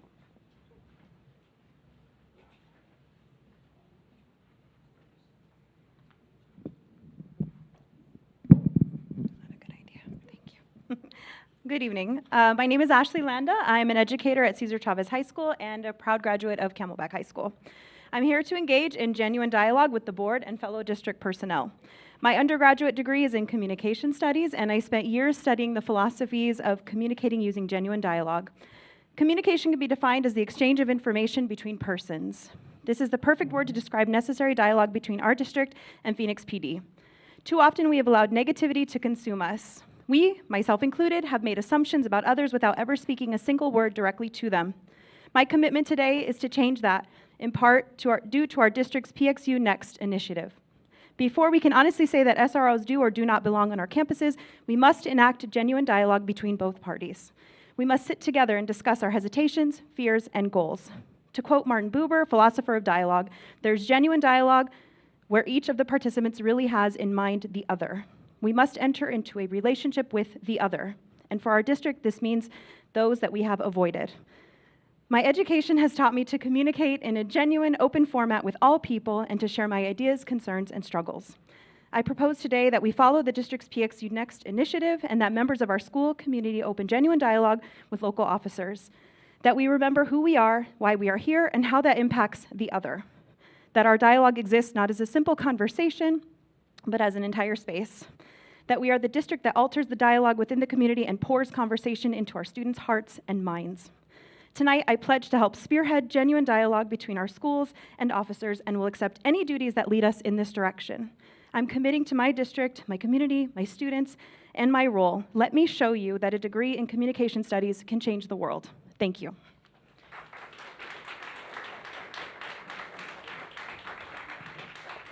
Thank you, Ms. Landa. I will just say this, as a board, we are not allowed to respond directly to public comments. That said, obviously the main topic tonight was school safety. We are speaking about safety later on our agenda today, 11A if I'm not mistaken. And we do have a school safety committee, which is made up of citizens, including teachers, parents, students, and community members. So I would encourage folks who are passionate about this issue, regardless of what side you may be on, to stick around, watch the discussion later today, and to participate in the committee. But thank you all for sharing your voice with us tonight. Thank you, Mr. Prescott. And I would like to add my thank you to all of you who came and shared your experiences and your concerns with the board tonight. Thank you.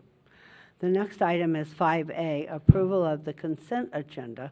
Is there a motion to approve the consent agenda items as presented, and is there a second? So moved. Second. A motion has been made by Councilwoman Pastor and seconded by Ms. Parra. On the motion, those in favor, please indicate by saying aye. Aye. Those opposed, please indicate by saying nay. Any abstentions? The motion carries. The next item is 6A, the superintendent's report. Dr. Geston, please provide your report at this time. Perfect. We need to pause for a moment for quorum.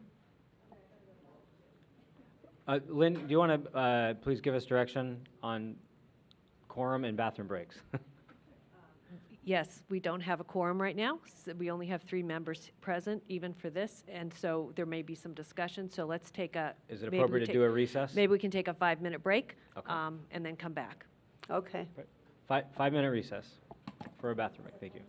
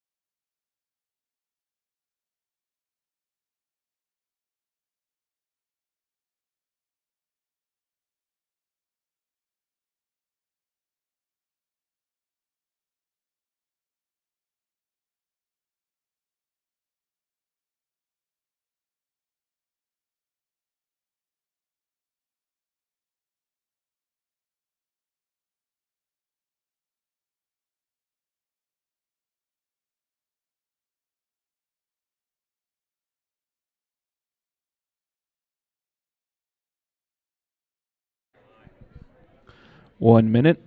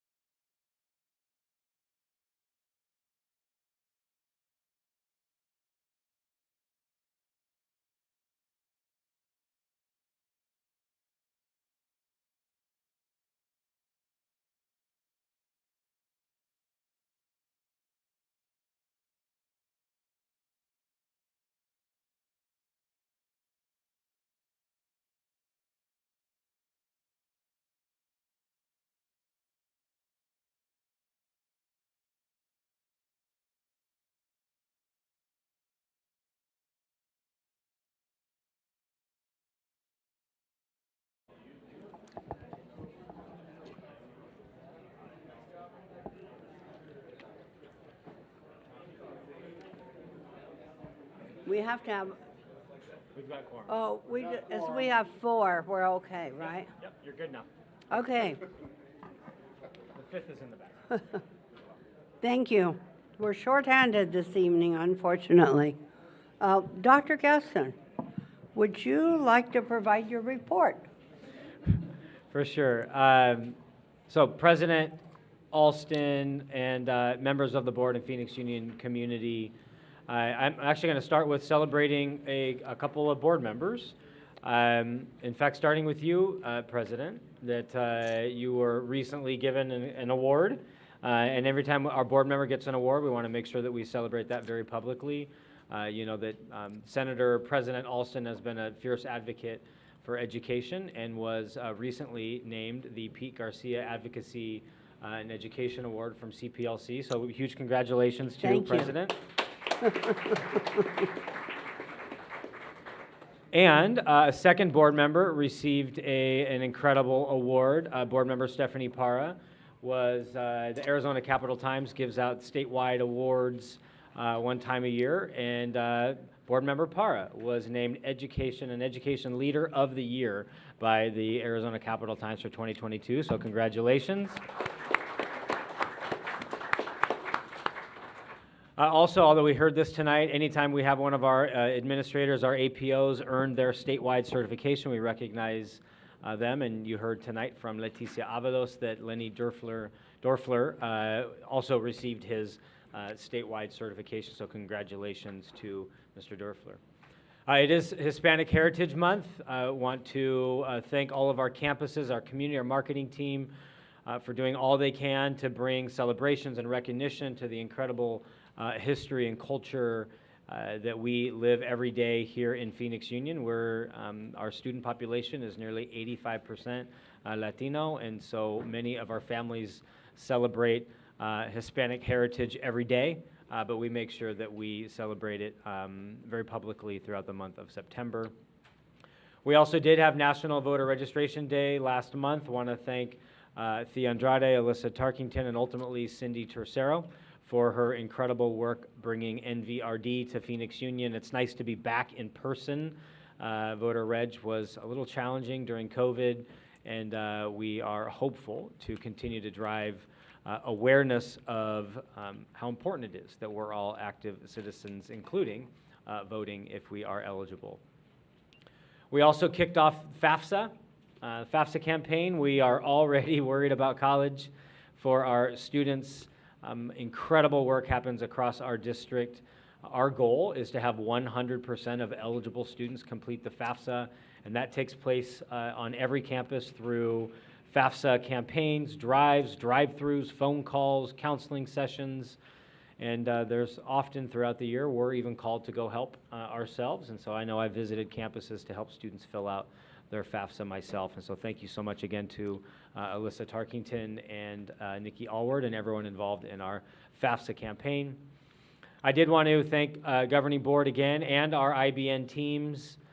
We passed new salary schedules last month, and we implemented them last month. And so on a paycheck in September, everyone got a brand new raise, and we've been able to use our new billboard on I-17 to celebrate our wages, but also start to recruit new employees as they drive up and down I-17. We've been asked by a few community members why a billboard there and nowhere else. It's our one property right on I-17, and it can get up to 20 million views a year. And so we're really proud to bring that resource to Phoenix Union. We also continue African American dialogue sessions. Last month, we provided a report to the governing board. We had pre-planned going back out to the community to reshare survey results, get input from community. Our team is compiling that information. We'll bring that back to the governing board. In the future, I had a chance to attend 2 of those sessions. Thank you to Michelle Gales, Alyssa Tarkington, Juve Lopez, Manny Silvas, but also all exec team participated, facilitated, and really appreciative of your efforts. We did also, Anastasia did have a chance to mention that we had a principal CEA summit where we come together to collaborate with our association leaders.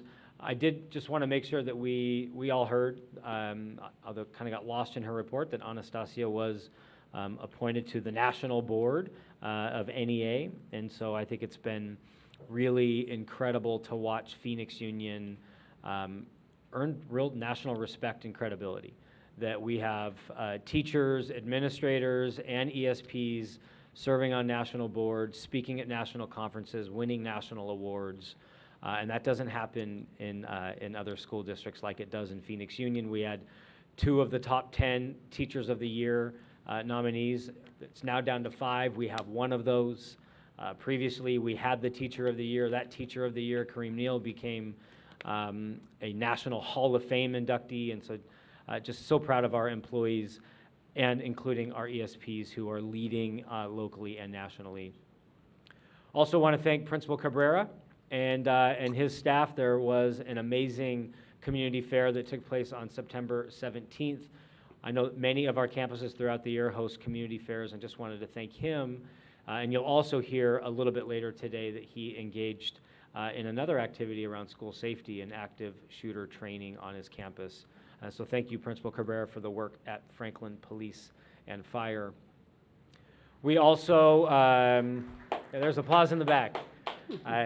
We also continue to do all we can to make sure that our Black or African American youth are finding their way to college and see themselves in college. Many of our African American youth do select local community colleges and universities, PC, South, Gateway, and our in-state universities. But we also know that an HBCU experience is like no other for our Black youth. And so we do everything that we can to engage with our HBCU universities. We even hosted a college president over the last month, send our students to the HBCU fair. We invite universities to come to our campuses. And thanks to the generosity of the Burton Family Foundation and the leadership of Black Alliance, we also do an annual tour to HBCU, historically Black colleges and universities, and that will happen again. Governing Board, at some point you all will formally approve the trip to send many of our students back to visits of HBCUs in the spring. One of our favorite past topics, and this should be the last time we talk about this for a decade, I hope, but it's official. Our redistricting maps were accepted, and they have been recorded in the recorder's office and will officially be implemented on December 1st. Of course, these boundary changes do not impact the current board elections. They will impact the 2026 ward elections, but these will be in effect. If for some reason there's a governing board vacancy for a ward member, the new boundaries will be in effect for those starting December 1st. Just wanted to point out that the governing board has talked often about what are we doing about learning loss and what are we doing to make sure that our students feel supported, not just during school, but after school. Really proud of our team, again, Thea and Tony Camp, for bringing to Phoenix Union NetTutor. NetTutor is a free online tutoring program where students can actually get access to 24/7 tutoring. Using their own student ID, they can get virtual help, they can get type-in help, they can get face-to-face help. But imagine a junior chemistry teacher student at 10 o'clock at night not knowing an answer to a chemistry question. They can actually get help right on the spot virtually. And so we're really proud and excited to bring this resource. We're just now rolling it out. I've been training teachers and staff and administrators on how to teach students to use this great resource, and we'll bring back information to the governing board in the future. And then I believe the final part of my report today, wanted to thank President Alston for coming to our Carnegie Foundation event. In fact, there's a picture of Senator Alston. We had a chance to have the mayor come give a speech. And just to recap what Senator and President Alston said earlier, the Carnegie Foundation a year ago set out to identify districts that would want to engage in a process. And the process is simply this, that over 100 years ago, the Carnegie Foundation created the Carnegie Unit. The Carnegie Unit is what we live in today. You go to school 180 days, an hour per class, and at the end you get a credit. And for 100 years, we've believed the only way you can learn is sitting in a classroom for an hour a day in each content area, taught by one teacher. And what we know is that's not true anymore. COVID taught us that. Some students learn really well online. They learn well in blended models. Some students need night classes. Some students need flexibility to work on weekends. Some students want to do work study. And the Carnegie Unit doesn't work for that. And so Carnegie is setting out to rethink the Carnegie Unit, and they identified 12 districts in our nation that they believe are the most forward-thinking, risk-taking, innovative districts in our country. And Phoenix Union was identified as one of those 12. Big systems like Baltimore and Dallas and many others are a part of this incredible network. And I think what was a very big honor, and you had a chance to hear this, Senator, is we convened over the summer in Palo Alto at the Carnegie Foundation. It's no cost to Phoenix Union. Thea Andrade, Tony Camp, Alyssa Tarkington, Karen Cardenas, and myself are a part of this cohort. We convened over the summer, and Carnegie reached out to Phoenix Union about a month and a half ago and said that we believe there's no better place in the nation to start the Carnegie Foundation site tours than Phoenix Union, believing that we're willing to take risks like no other. And so congratulations to this district, to this governing board, to our leaders, to our teachers. We've taken a lot of risks. We do a lot of crazy things. We launch schools like PXU City that have never been seen before in America. And I'll end with this quote that I thought was really incredible about PXU City. PXU City is a challenging concept to even understand, and some people don't even like the concept because it's never before been seen. And a gentleman got up and he said, "This is what it reminds me of. The largest hotel company in America owns no hotels and no properties. It's Airbnb. The largest transportation company in America owns no vehicles. It's Uber. And he said, PXU City's like that. It could be the school that forces America to rethink that you don't need necessarily day-to-day buildings, but that you can use your teachers and your staff in very innovative ways. And so who knows what the future of PXU City looks like, and who knows what the future of the Carnegie unit looks like, but Phoenix Union is going to be on the front lines of those conversations, and just want to thank our team and congratulate this governing board. And that ends my report, and we are all looking forward to not just the end of this board meeting, but fall break next week. I'll turn it back to you. Okay, thank you so much, Dr. G. The next item is 8I, approval of classified job descriptions, talent records retention, and associate and student recruiter. Is there a motion to approve the new classified job descriptions, and is there a second? Motion? Second? A motion has been made by Ms. Parra and seconded by Mr. Prescott. On the motion, is there any discussion? On the motion, those in favor, please indicate by saying aye. Aye. Aye. Those opposed, please indicate by saying nay. Any abstentions? The motion carries. The next item is item 9BB, delegation of authority to the superintendent or designee to negotiate and, if appropriate, enter into a new agreement with NAC 4520 North Central LLC regarding the property located at 4520 North Central Avenue, Phoenix, Arizona. Dr. Geston. President Alston, members of the board, tonight before you is the first step in the potential purchase of the property right next to Phoenix Union, right here next to us. It is, as you've heard us say, actually in the past on 2 occasions, it's very rare that a property comes up on the market adjacent to one of our properties where we are in need of expansion. A few years ago, we knew that Trevor Brown was big, needed some assistance with property, and the property came open next to Trevor Brown. We purchased it. About 6 months ago, the property next to Phoenix Digital came open. We know that the future of digital, we have, much like PXU City, much like the Carnegie unit, we have no idea what digital learning looks like in 2030 and in 2040. And so when that property came available, we purchased it and plan to close on that soon. And as we think about the future of PXU City Digital, we have Ed Prep, expanding programs, support. Governing board has talked about ways in which we can provide more resources to our communities and our community partners. Recently, we found out that the building right next door to us is for sale, and it's on the market.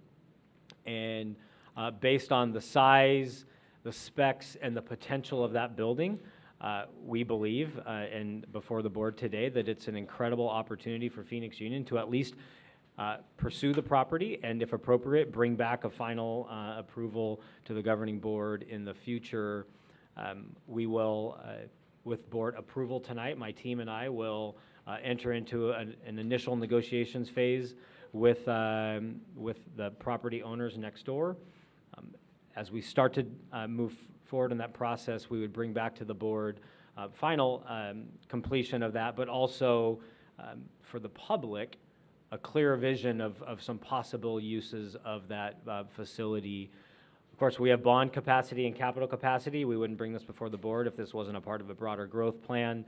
And it would be using funds that are not being taken out of schools or out of classrooms. These are capital funds that can only be used for capital items. And so tonight we bring before you the next step in potential purchase of the building next door, 4520 North Central Avenue. And of course, we recommend approval. Thank you. So move. Second? Who is Uh, Councilman Pastor.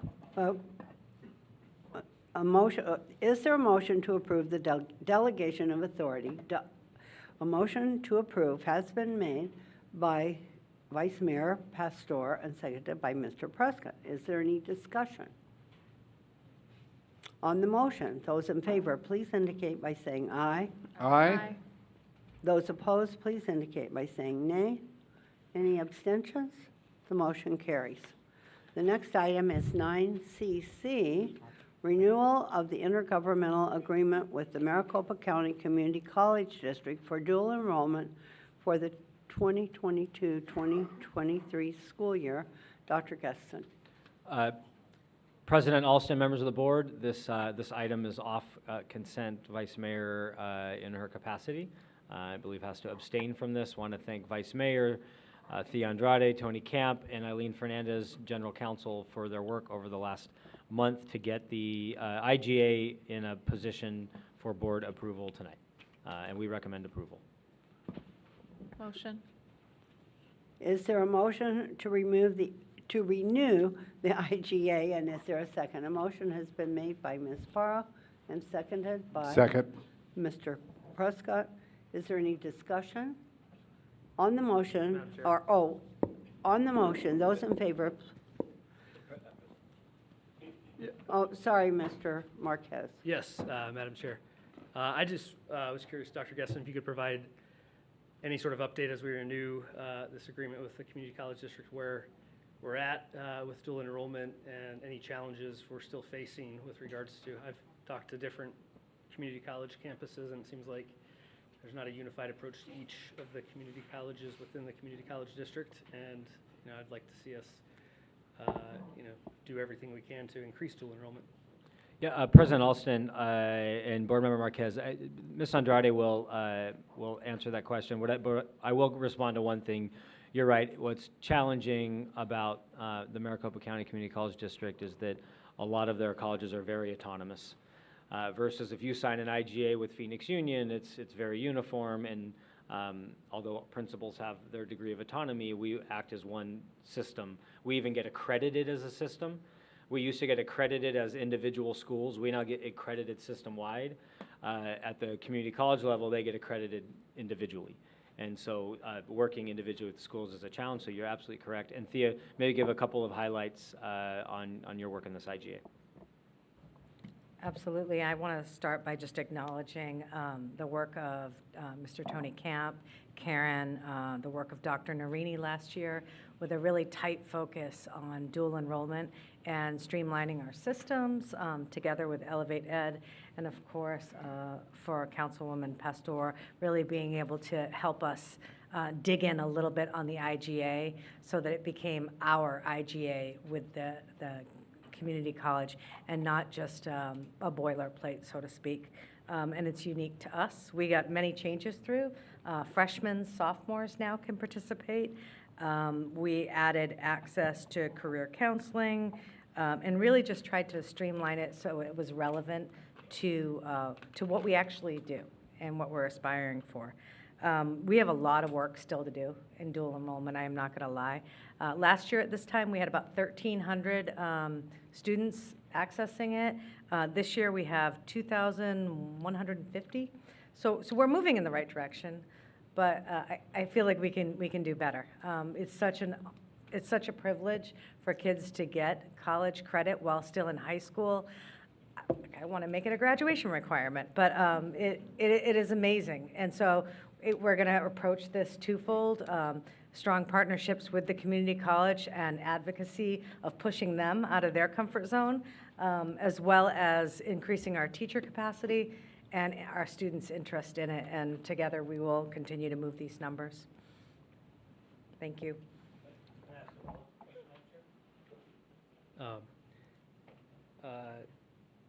Ms. Andrade, you mentioned last year was 1,300 students. This year we're at 2,150. With a district of 27,000 and more students, what is our goal? Is it 20%, 25%? What's the goal we're working towards here? So again, initially, remember, juniors and seniors were the only ones that could take dual. So already you're going to take that district size and kind of slice it in half. But I do believe with more academies focus, it almost has to come hand in hand. And we need to look realistically at that metric and continue to increase it over time.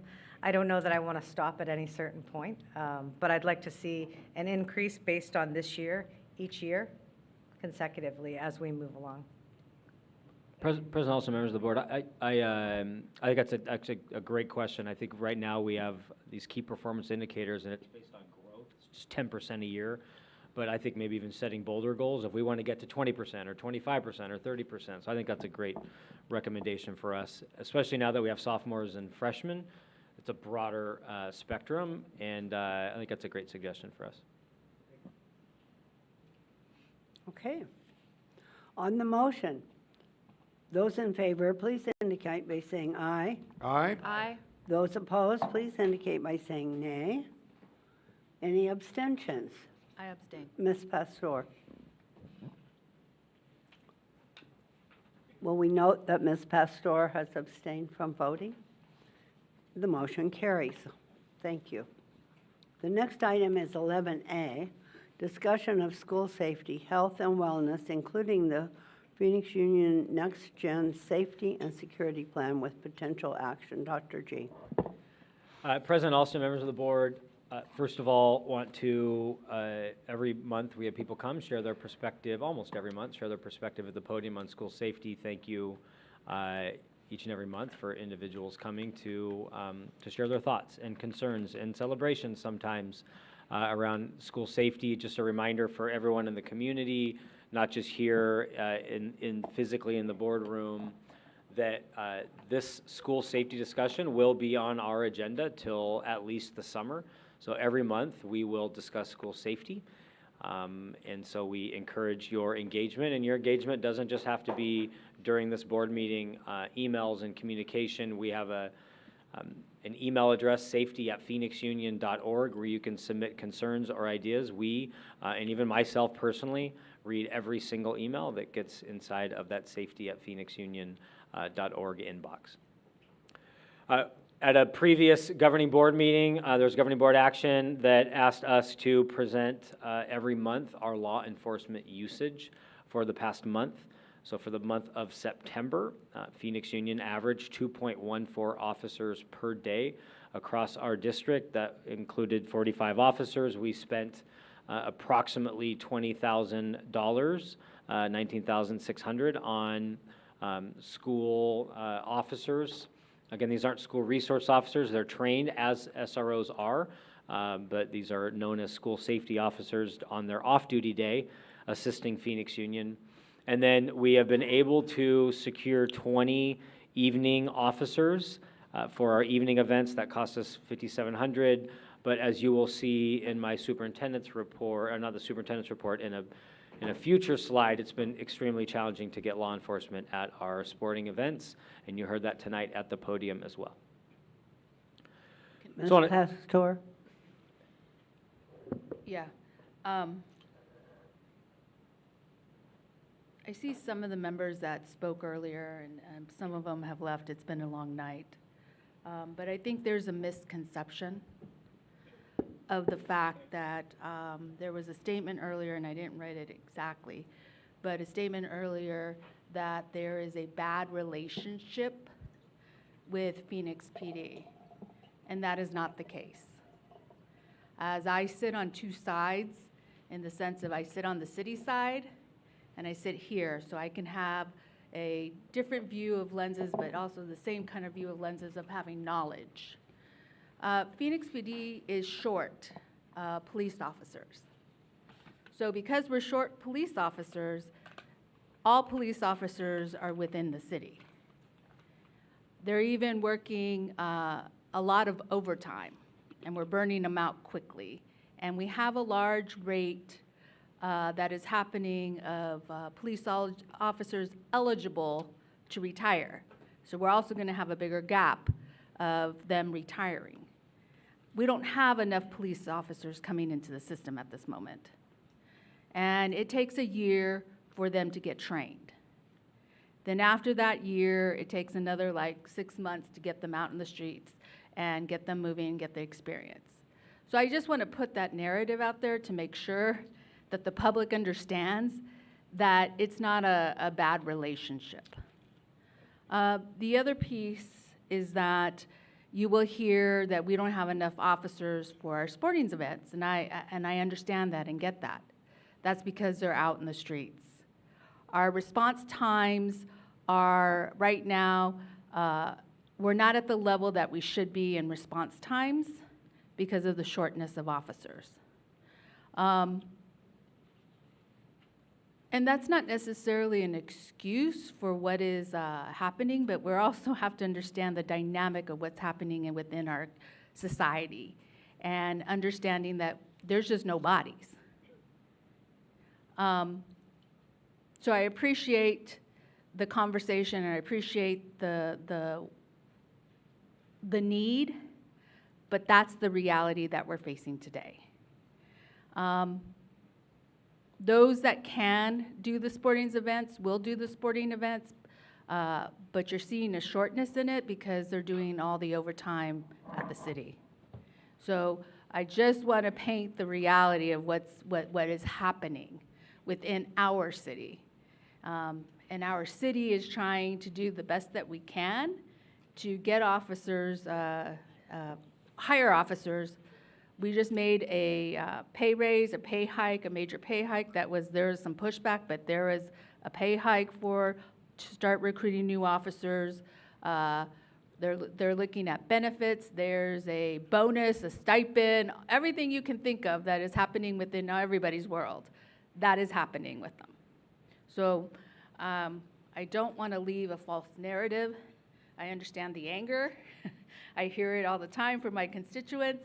But we're trying the best that we can, so thank you. Dr. Gesson, would you like to continue? So first, want to talk about the Board Student Safety Committee. At the previous board meeting, governing board approved the onboarding items. There were about 15 items that needed to be onboarded. Just a reminder to the broader community, the Phoenix Union Governing Board Student Safety Committee is a formal ad hoc committee of the governing board, so it is subject to open meeting law. We heard a little bit from the podium tonight that there hasn't been a lot of public input at the first two meetings, and the reality is that's true.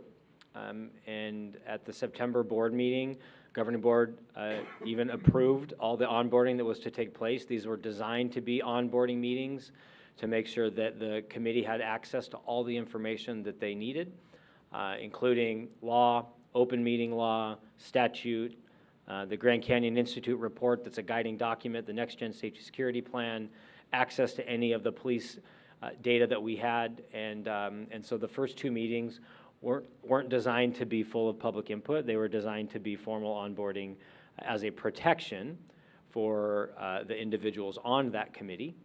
There's a lot of personal and even financial liability for individuals on a public committee who break open meeting law. So yes, it's true that there was not much public input at that first meeting.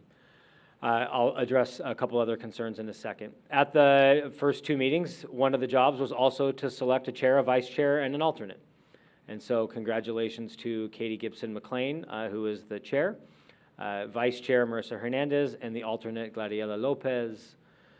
The next meeting, one thing that was also said today is that when the committee left that meeting, they did not have a date, and that's true. The 21 individuals are trying to align their calendars to have quorum.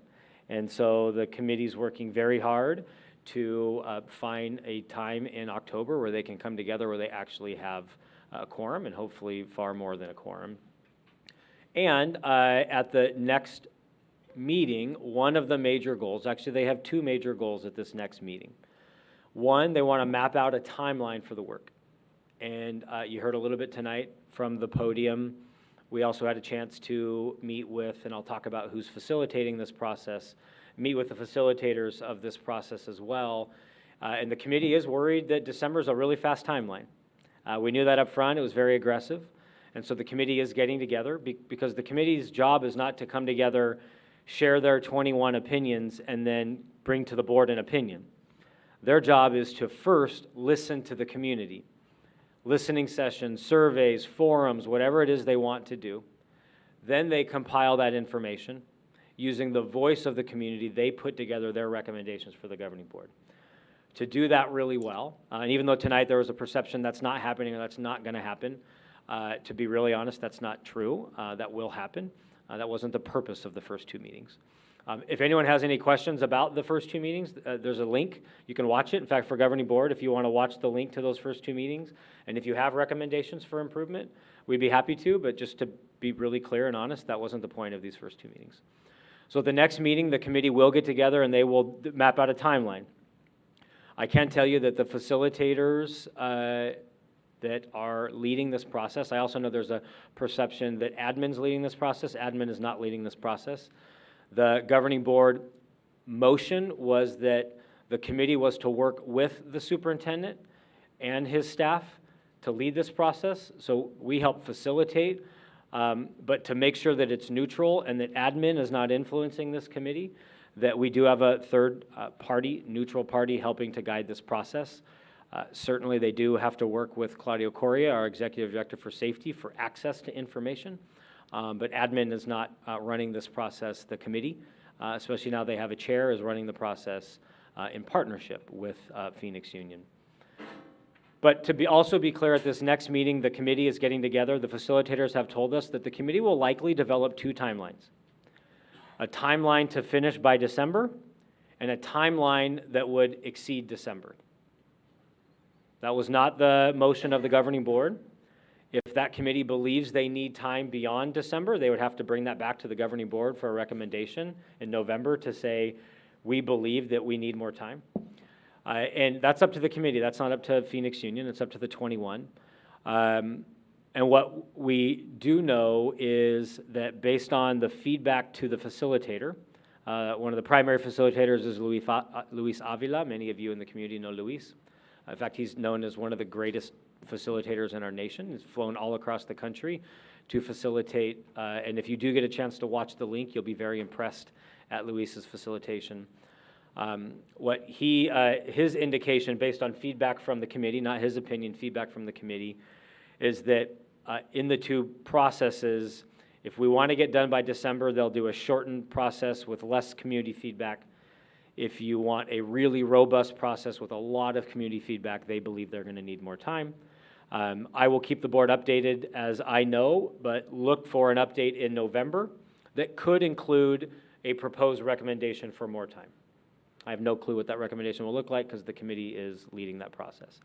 So that's the first major goal of the next meeting, but the second major goal of the next meeting is to clearly define what input looks like.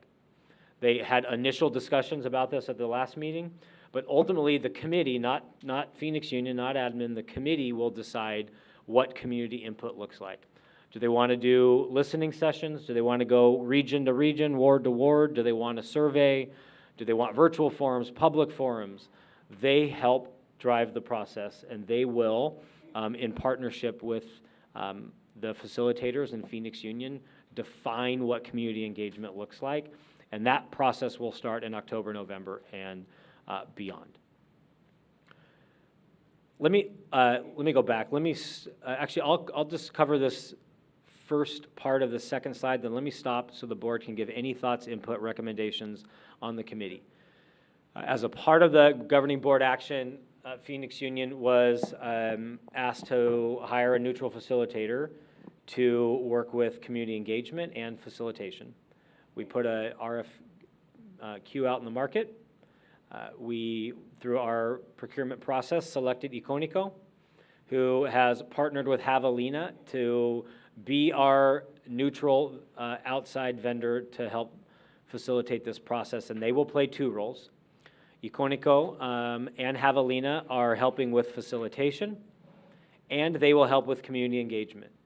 So they are working with the committee, and we'll work with the committee on whenever the next meeting is, where they will work with the group to decide what and how good high-quality communication and community engagement would look like. And then they will help facilitate that process. If that requires social media, if that requires media, if that requires outreach, they also help us facilitate that and could even provide boots on grounds to make sure that we drive people to our community sessions and even drive people to complete a survey if that's the case. So they are the facilitators, they help map out the community engagement strategy, and then they also can help lead some of the boots on ground work to drive people to those community engagement efforts. So board, let me stop there. I have other updates to give around safety, but that's all things board, safety committee, as well as community engagement and facilitation. I'm happy to answer questions on that before moving forward. Mr. Prescott? Thank you. Thank you, Dr. Gesson. One question on a potential extension of the committee. Obviously, December's ambitious. I think all of us knew that going into this. Would that, my immediate assumption would be that that would also require an extension of the off-duty officers' authorization that we currently have, because that currently ends in December pending their recommendation. So if the recommendation was for a longer process, we'd also want to extend our current off-duty officer arrangement. Yeah, President Alston and Clerk Prescott, yes. So the two responses to that. One, the committee is a recommending body, so they're not a decision-making body for this board, so they would bring to you a recommendation. And in their discussion, if in fact they bring, again, this is just feedback that the facilitator believes that he, and there's actually co-facilitators that she has heard as well, that in their discussions about extending, of course, they would have to have the discussion about what does that mean for law enforcement in Phoenix Union, and then they would bring their recommendation to you, and then at that point in time, this governing board would have the choice to take that recommendation, modify that recommendation, or deny that recommendation. Great, thank you. Ms. Parra? Thank you, Madam Chair. Dr. Gesson, when those recommendations are made to the board, the chair of the committee will come and present the recommendations? Yeah, President Alston, members of the board, and Board Member Parra, we haven't had that conversation, but that's how we envision it, that now that they're onboarded, and I think it's also to make this really clear, now that they're onboarded and ready to launch, it's the chair and the vice chair and the facilitators in partnership with Claudio and Alyssa who helps. They're leading this process, so if they come to you, it would not be our staff coming to you to make the recommendation, they would come to you to make the recommendation. Thank you, Dr. Gesson. And then just a comment, I don't know if everyone on the board knows, but Luis Avila is one of the, a nationally recognized and acknowledged expert facilitator in community engagement. So I'm glad that we continue to bring the best, and rely on the best talent for our system. Thank you. Anyone else? Yes. Go ahead, Mr. Marquez. Dr. Gesson, could you provide some clarity on our RFQ process? I know, and did the committee itself have any say in, and this is really kind of a chicken or the egg question, of who the facilitators would be, or was the RFQ done before the committee had its first meeting? And I guess my questions there is perception. I know Javelina does a lot of work with the district, or maybe some of our bond and override work as a district. And I also very much like both of these organizations, Iconico and Javelina. But I also know there's direct connections to Iconico and current board members. So I think we need to make sure that that is public, and that the committee feels like that this process is a true and authentic process that they're being led through, and it's not community engagement contractors that are steering the committee in one way or the other. President Alston and Board Member Marquez, members of the board, a couple quick reactions to that. One, I think it's important that, and I think healthy every month, that we lean into this conversation about neutrality and transparency, because anytime you launch a committee like this, especially on this highly controversial topic, that you're going to constantly have people questioning the validity and neutrality of this. And so I think it's fair for us. You're going to hear me being really clear about where we think the committee is right, or where the process is right or wrong, just like I did tonight. In terms of these particular vendors, a couple of reactions. One, if and when Javelina works with Phoenix Union on a bond or an override, they are actually, just for public's sake, they're not working with Phoenix Union. They actually work with Phoenix Union if and when we run, actually any school district, when they run a bond or an override. Typically, there's a community organization, cannot be any employee on their contract time, cannot use district resources. And so what you see in our state is when school districts go out for a bond and override, a community organization forms, and Phoenix Union, historically, it could be different ones in the future, has been a committee called Yes for Phoenix Union. And there have been times in the past that they've used Javelina. There have been times in the past they used a different vendor. So there is a relationship between that particular committee and Javelina. But in terms of the process, these Phoenix Union follows an extremely tight procurement process. I want to thank Sherry Salaya and Gloria Butler and our procurement director, Lila McClearly, who, as our exec team knows, is, and actually I think Vice Mayor has learned through the Digital Divide Project, Lila McClearly is known as one of the, if not the greatest procurement directors in Arizona. And we follow procurement to a T, which is why you never see Phoenix Union publicly having problems with procurement, because we have the best. And this followed that process. And the final answer is yes, we released the RFQ. Right after the governing board made this motion, we released it. Our own people followed our procurement process. The committee was not involved in the selection of that process. But the charge from the governing board was to release an RFQ to find an incredible and neutral facilitator, and that's what we sought out to do. Yes. I have just one more follow-up question based on Board Member Prescott's comments. If the committee, decides to recommend continuing its work beyond December, I think as board members, we should hear what their recommendation is for how that committee continues its work, but also the 7 of us should have a conversation about what that looks like as well. And I know 2 of the committee members are incoming board members. What are the what ifs we do? Do they get replaced and then they appoint their own, and then those of us that selected those particular school safety committee members, do we get additional appointments to this board in January? Ms. Pastor? So on the facilitation or community engagement, that was motion number 3, is when you're speaking about.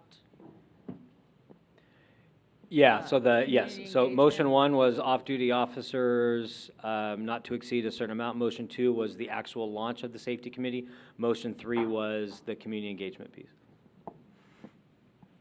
Yeah, because it was identify additional funding for public participation and engagement on proposed student safety plans that would be presented to the board by the Student Safety Committee. Yes, and so once because now that they're onboarded, this month they'll meet, and if, sounds like, it's possible that they would come before the board next month, and that would be aligned to the motion that you all made in August. Okay. And for the audience, those that have not been part of the school safety conversation for a while, there were very specific motions given, in particular of this community group, safety group, and there were very, very specific areas that they needed to work on. So you could probably get that off of our website somewhere, or I don't remember the date that we did the motion, and you could see what the committee is supposed to be working on. Only because of those that are engaging now, there's robust conversation on it. The other thing is, who from Javelina will be facilitating? President Alston and Vice Mayor Pastor So right now, there have been 3 people involved in facilitation thus far. Some of it's based on their availability, but with Iconico is Luis Avila, who facilitated last time. Thea and Claudio, I don't remember Carla's last name. Carla Chavarria is also a co-facilitator when needed. And so far with Javelina, those 2 are with Iconico. Catherine Alonso with Javelina have been the 3 so far that have been involved in facilitation. Okay, and the reason why I'm asking is I hope it's consistent, that people are not coming in and out. I want to see consistency throughout this whole process. So that's why. Thank you. President Olson, Vice Mayor, yeah, we agree. And even with General Counsel as well, there's a General Counsel assigned to this committee, and she, for consistency's sake, has committed to going through this entire process as well. Ms. Parra? I just had a question, and this might be a question for Lynn, but just on, Dr. Gisson, you noted that this committee is kind of like, it's under our authority, they are subject to our same rules. And so to the question from Board Member Marquez, like, as a board, we don't get involved in procurement processes. And so the committee should not be involved in procurement processes either, correct? Yeah, President Alston and Board Member Parra, yes, that is true. All procurement runs through our same internal process, and board or an ad hoc committee doesn't get involved in that process. Ms. Pastor? I just have one question about the student and family advocate. Yes, I will. Can I move there next? Perfect. Any more questions on safety committee, community engagement, facilitation? All right, so the next, these last 2 items are related to governing board action. The next was governing board as a part of the August 4th board meeting. We discussed the student and family advocate role. Just a quick reminder to the broader community that when Phoenix Union had school resource officers, many of our families used our SROs as a resource. And when they were either victims of a crime, even if they were victims of a crime outside of school, they would come meet with our school resource officers to get support to navigate the legal system. Sometimes our families were actually, and members of their families were the aggressors, and they would still come and ask the SRO for support because it's a very complex legal system. Now, without the presence of SROs on campuses, our families don't have that direct support for how to navigate the legal system. And so one possible solution to that is to have Phoenix Union create a student and family advocate role that is much like a victim advocate at the city that helps our families navigate the legal system in the city. And so we have been working on a job description known as a student and family advocate. We had a chance to share an original draft with the board. I want to thank Alyssa Tarkington and her team who have been really trying to look at local and national models. There aren't necessarily school districts in America that have done this.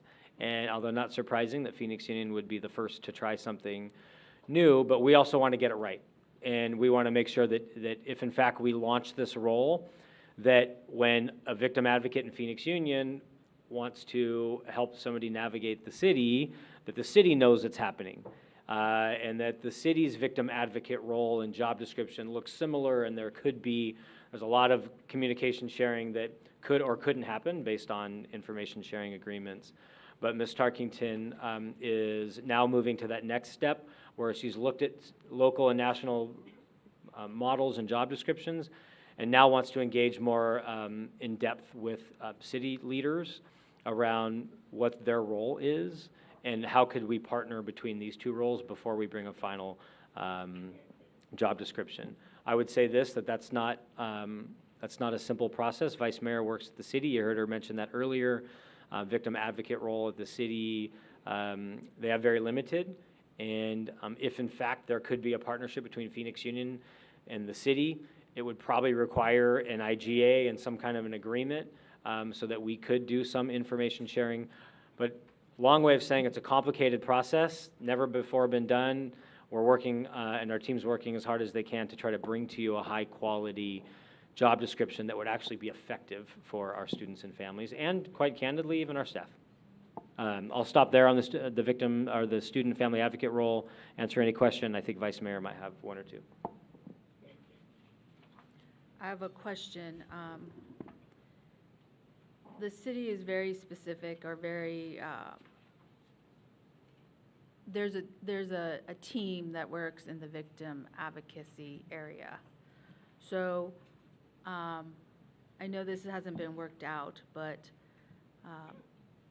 I'm assuming that the Phoenix Union victim advocate person would then just say, call that person at the city and say, here is the boundaries, or here are the guidelines, or this is what we know.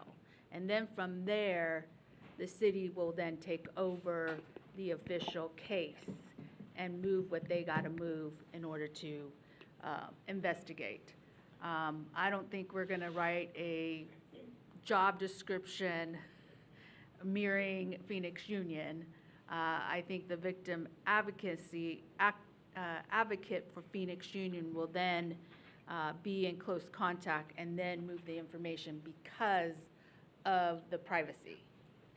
And there is a lot of things when I have to deal with people approaching me on some items, sensitive items that I just have to, I'm the facilitator to get it to the right person, and then they take on the investigation because they're not allowed to share with me. And then after that, I step out and allow the process to go. Yeah, President Alston and Vice Mayor, we do believe that's the model, that you get to a point where there's a handoff from one to the other. But we don't know those details. The truth is, as Phoenix Union grapples with the future of IGAs with the city, that maybe there could be, if there is a future IGA with the city, whatever that might look like, we could formalize that handoff and that relationship. But I would agree, there's the ability legally for the city to share that level of information with us would not be possible.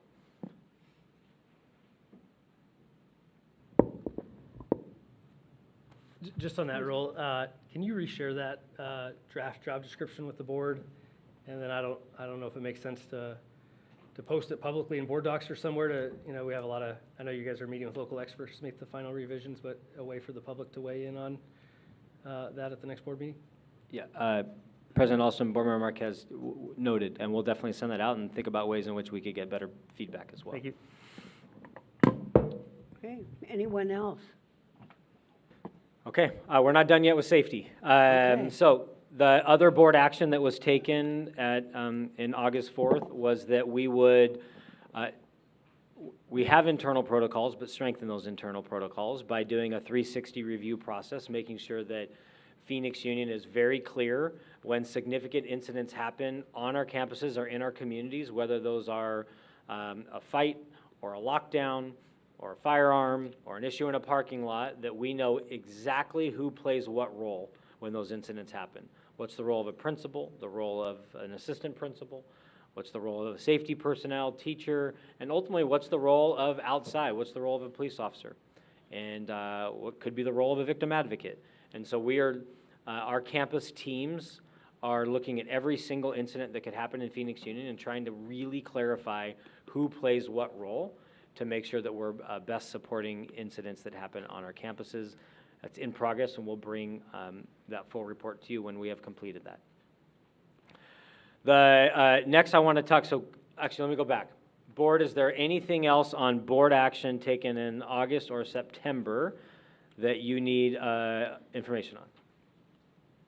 Okay, so now I want to move to safety just in general here in Phoenix Union and what that means for some potential next steps. So I put the slide up here just, I think, to honor our educators and to honor the fear that, that exists inside schools today.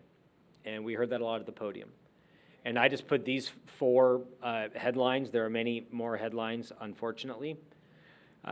Just to show it's global, it's national, it's across the state at the tragic death of a university professor at University of Arizona, Senator near and dear university to her, and our own concerns that we've had in Phoenix Union. So we know that, that major incidents and fear of major incidents is on the rise locally, but also nationally and globally. We just want to say a few things on that. Number one, thank you. So not just a heartfelt empathy to educators who, we had a meeting this past month with CTA leadership, and we unpacked what happened at Central High School, and we also had a lockdown at Betty Fairfax. Fortunately, there were no major injuries or firearms found at either of those schools, but we had a debrief with CTA, and I remember there was a point in time when I talked about protocols to minimize the loss of life. We just let that sink in, that we're having conversations with educators about protocols to reduce loss of life. It's unacceptable that we're that place. And Dr. Coleman hopefully remembers that very well, that it hit me in that moment that in 2022, much like today at the podium, people saying, I don't want to bury a student or a child. And that's happening in schools every day. So I just think it's so critically important that we know how personal and how serious this is. First quarter, we had a lot of success and a lot of challenge. And so I do want to just congratulate our safety teams. We had a lot of tough issues, and our safety teams did incredible work. We have more to do, which we'll talk about here in a moment, but our safety teams are more trained and more visible and prepared than they've been in a long time. And I think I've heard that from ESPs, I've heard that from certified staff, and I heard that from admin, that all these trainings, and we'll show more trainings that we're doing, is working. Doesn't mean that we're stopping and preventing some of these disruptive behaviors, but the response to those has been better. Part of that too, I want to thank Mr. Juve Lopez and Manny Silvas, that our staffing rates are higher, that in the past we had a lot of safety vacancies of our safety personnel, and we are pushing really hard because of better salaries and benefits, but also because of excellent recruitment, that we are recruiting and retaining safety personnel better than we have. Not perfect, but better than we have. We also had many challenges first quarter. You heard those at the podium, that our campuses experienced a wide range of issues. Some small, a typical altercation, removing a vape pen, and some really large. We had, as you heard tonight at the podium as well, from the young man at Phoenix Coding Academy, as well as a couple others, we at Central High School experienced a full active shooter protocol from the city. We've had lockdowns because of fears of potential firearms, social media threats, shots fired in and around the community, or even, in a parking lot. So a lot of incidents that create a lot of fear and anxiety on our campuses, and those are challenging. We continue to build and strengthen our protocols to handle those, but they create great fear. Second, in fact, you heard that tonight, we have sporting event coverage problems, that we have football games, volleyball games. We've also been warned, Vice Mayor would know this, we've been warned that the Super Bowl's coming.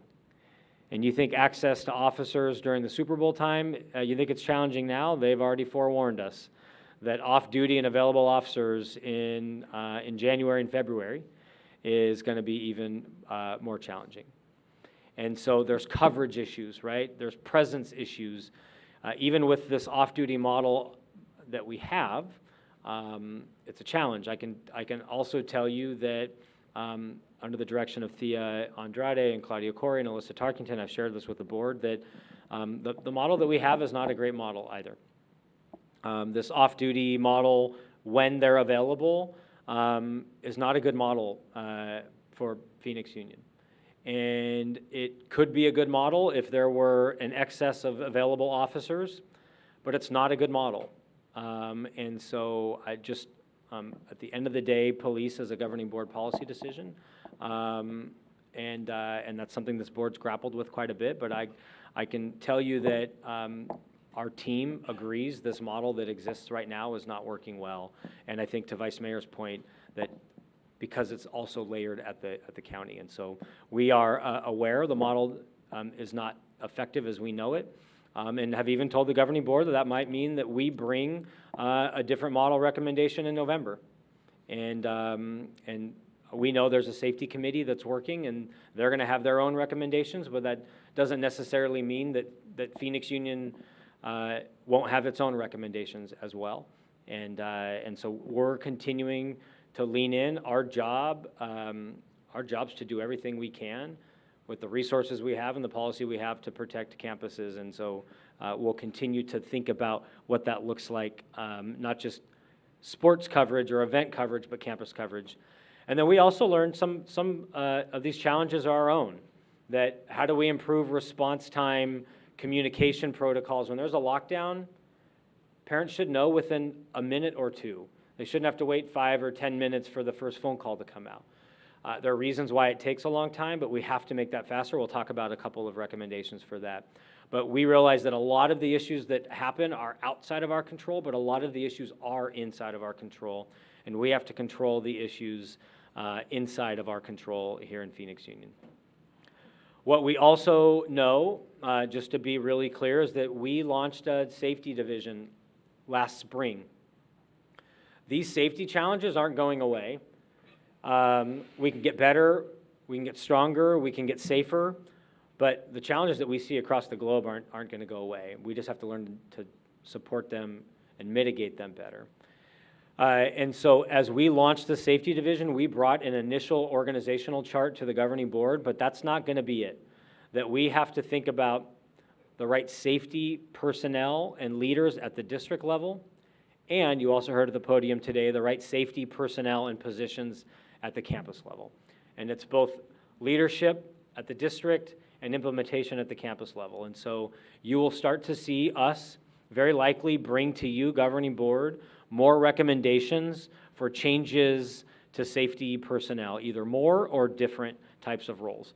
We know in our initial conversations internally, we believe that we will at least need a new safety manager to help with this law enforcement shortage. Regardless of what model we have, there's a shortage.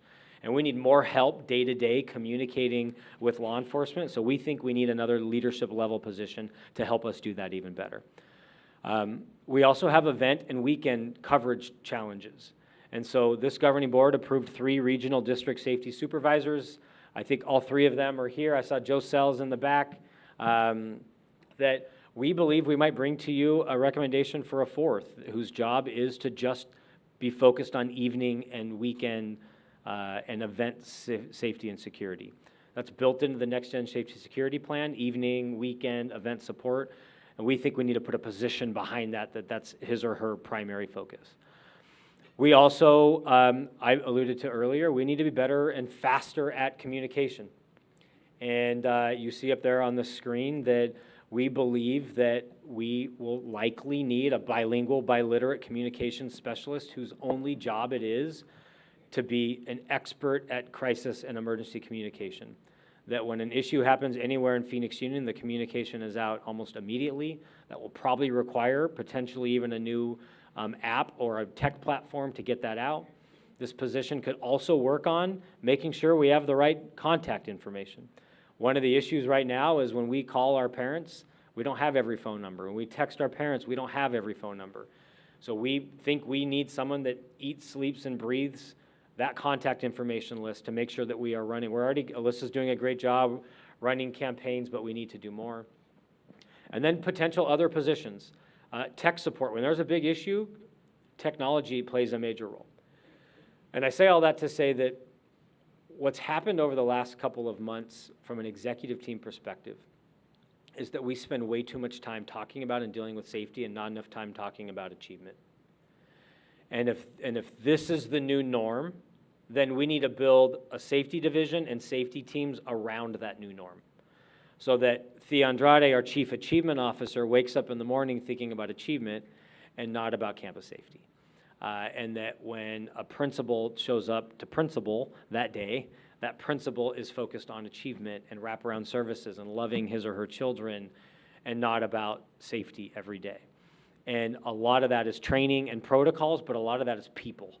And our executive team will continue to define what that division looks like with board input, with community input, and invest what we need to invest in that division. I would also then, and we heard this at the podium tonight, I think it was Mr. Greenberg who said, you know, we got to look at our campuses too. And do we have the right people and the right number of people? And so we will continue to look at campus safety teams and the preparedness. Do we have enough? Do we have the right positions? We've added positions, we've added FTE, but is that enough for us? We'll continue to do active shooter drills and trainings. I thanked Principal Cabrera earlier. We're doing more trainings, more reviews, more emergency procedure, protocol checks. We'll continue drills. And we are also re-engaging comprehensive facility assessments. So right before the pandemic, Phoenix Union did a comprehensive safety, facility and technology safety assessment on every single campus. I think Irene was involved heavily at that time. And now that we're post-pandemic, we're doing the same thing. And so not that we don't do safety assessments throughout the year, but a comprehensive, with outside support, looking at facility and technology safety. We've already begun that. We've already done a few campuses. Thank you, Claudio Vinscarfo, and your team. We will get to all Phoenix Union campuses this year. And instead of doing these every 3 to 4 years, we will then start to put our campuses on a rotation so that we know that constantly we are reviewing perimeter safety, technology safety. Let me stop there because I do want to. I want to talk about trainings and the conversations that we've been having with the city. But let me stop there for governing board around the safety incidents over the last couple of months. Our thinking around some of the challenges, building a more robust safety division. What are we thinking about campus safety teams? Would love to pause for a moment and take any board questions, comments, concerns. And then for the community, the next slide I think is my last slide, so almost done. Mr. Prescott. Thank you, President Alston. Thank you, Dr. Gesson, so far. The couple questions I have. One, I was glad to see that we're doing the facility assessments. Can we take a look at Carl Hayden's parking lot and make sure to evaluate that? What I've heard is that it's primarily there is a safety issue in terms of school safety, but there's also just like a traffic flow issue, which could also create collisions and other accidents. And so just being mindful of that. I think my other question would be, obviously the discussion around police specifically is ongoing. We have the committee that's making those decisions. But I know in past years we've also talked about the number of Phoenix Union security folks. We talked about potentially hiring an additional supervisor. Do we need to make any changes to the number of security on campuses, just rank and file security? Yeah, Clerk Prescott, President Alston, Clerk Prescott, a couple of responses. One, we'll look into Carl Hayden for sure, and we'll bring back a report. And then I know that Don Cross retired at the city, Vice Mayor, but we'll make sure that Claudio, at the city, they have a school like traffic specialist, and he was like an icon and was around for years, and he finally retired. And so we'll get in touch with the new Don Cross and see what role he or she can play with traffic flow at Carl Hayden, not just safety issues. And in terms of campus teams, we're currently revisiting that. We don't know that answer. We do. We have added FTE and types of positions. We now have a dispatch role that's constantly answering phones and looking at cameras. But we will bring back to you based on feedback from the community if we think ratios need to change, meaning more personnel, if we think we need different positions that don't exist.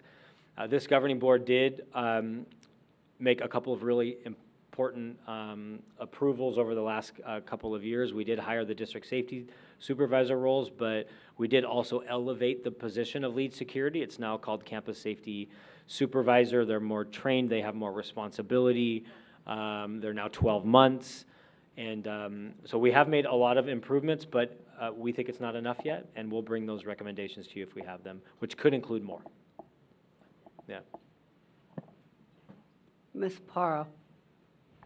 Thank you, Madam Chair. Dr. Gessen, kind of along those same lines, I definitely would want to look into the ratios, because I think right now the language says 250 per for every one safety personnel. So 1 to 250 is like, you know, talk about caseloads, right? We talk about caseloads for counselors. We talk about class sizes for teachers. I think we also have to be mindful of the ratios for our safety personnel. So really working on that, I think, is something that we have to prioritize. And then in all of this, I also, again, just want to, and I know, Alyssa, I know you work on this day in and day out, but like the wellness component, right? Like the wellness component, the social emotional well-being of our students, of our employees, of our families. Like, how are we working with parents to give them the tools and the resources to have conversations with their kids about their well-being? And as always, I am here to be your partner and your supporter in that. So I just want to continue to reintroduce that. When we're talking about safety, we also have to talk about wellness. President Alston and Board Member Parra, I think, yes, we'll revisit ratios. I think, Sherry, I'm gonna call it, don't, Sherry, just note, our ratio is 250 to 1, and I know Gloria's in the audience too. I think a starting point would be, you know, how much money does it cost to go to 240 to 1 and 230 to 1 and maybe we could bring to the board, because ratios means more money, right? And the more we raise our salary schedule, the more expensive every employee gets. But Sherry, see if we could calculate what it takes to get to 240 or 225 or 200 and just play with that number. And even if possible, you know, for every time we move the ratio 10, it costs this amount of money, right? Or every time we move it 25, it costs this amount of money.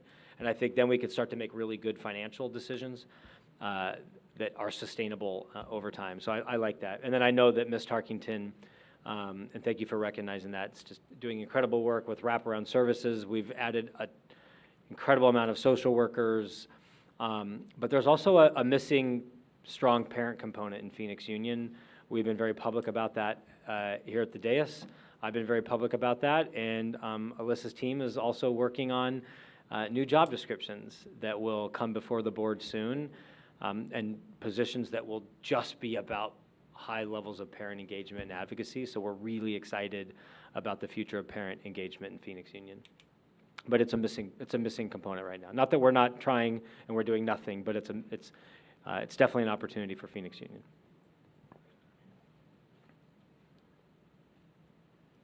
Ms. Pastor.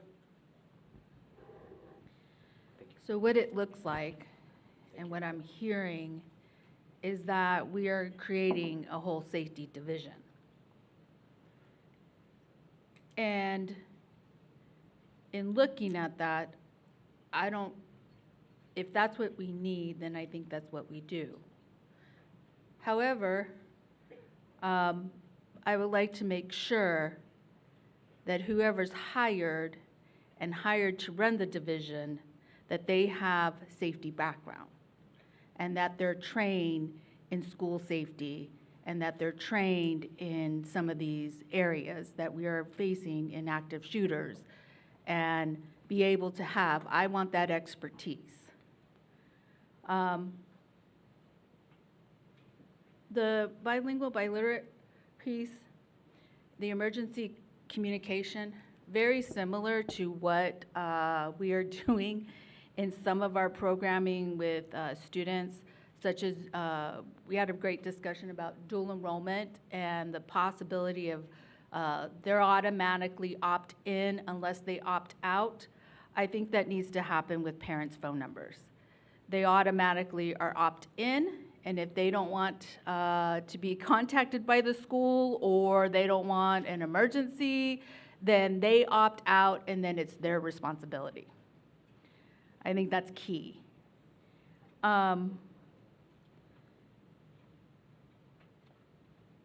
And an emergency tech support, is that more technology? Or is that trying to get, I don't know what that is. Yeah, President Alston and Vice Mayor, the truth is, we don't know if we would need that or what it would look like, but here's what we've learned over the last couple of months, that anytime we have a major safety issue, we're calling Laura Tejas and her tech team to help us. And therefore, we're pulling them off the network, we're pulling them off their work because they need to help us get access to student databases, they need to help us get access to internet, phone, et cetera. And so every time we have these issues, we're pulling Thea out of achievement, Gloria out of finance, because Gloria oversees food services. So Gloria, hey Gloria, stop what you're doing in finance, make sure food sends water bottles down to that, right? So anytime these issues come up, we're pulling people away from their core work. And again, if sadly this is the new normal, then let's build for it and be ready for it. And so I don't know what or if we need it, I just know that we've learned we're calling tech a lot, and that doesn't seem effective or efficient for us. So we're not sure yet. Okay, so And maybe the city has something similar? I don't think so. Okay. I think we have a, do I stop? Are we in trouble? Well, you're Are we in coming trouble? Okay, go ahead. All good. I'll I was wait. just going to say for the parent opt-in, opt-out, there is a federal law. Okay. I think it's the TCPA. I might have the alphabets wrong, but it governs that issue. So we just have to watch for that and see what it allows. Well, see, I know you're a good lawyer, and we know our boundaries, and there's a way we can figure it out. I've been around I didn't say policy. I didn't I've been say we around couldn't. policy and paperwork I long didn't enough say and we good couldn't. lawyers. Yeah, it's just there are specific laws, particularly for texting parents and things like that. So Yeah. Councilwoman, I'll add, at our retreat, a couple weeks back, we did talk through this Okay. in detail, and I think one of the ideas that we came out of it was doing an awareness campaign and actively encouraging parents to sign in and add their numbers and those kinds of things. So we talked through a few different options on it. Okay. I lost all my point. Can I add something on that? Sure. Uh, I don't know, Madam Chair. Lynn, I know when we last discussed this issue, I don't know if you've had any chance to take a look at the opportunity to look at consumer data that updates phone numbers, if there's any legalities that would prohibit us from doing that. After the Central High event, it became apparent that if a parent opted in, cell phone numbers change so often that many parents did not receive text messages. And then I think we were asking specifically with that federal law, is perhaps there any exception to policy for school safety specific related SMS communication in contrast to say, hey, it's picture day communication. I believe that TCPA does have some emergency, but from what I understood, the issue isn't the messaging. It's that, as you said, that you don't have the phone numbers for everyone, right? So that's a different issue, right? There's an issue of whether we can send those messages. That's one issue, and the next issue is, do we have accurate phone numbers for? So I guess my two legal questions are, is there an exception to policy within that federal law that allows us to send specific school safety messages to parents if they've not opted in? And then secondly, is there any law that prevents us from working with a consumer database that obtains cell phone numbers for consumer data purposes to constantly be upgrading our parent phone number file? And I can look at those, or I can have the district's lawyer look at it too, depending upon kind of, again, cost issues for you. President Alston, Board Member Marquez, we noted that, and we'll make sure that either through Lynn or through Eileen, you get very clear answers to those two questions. Can I continue? Ms. Pastor?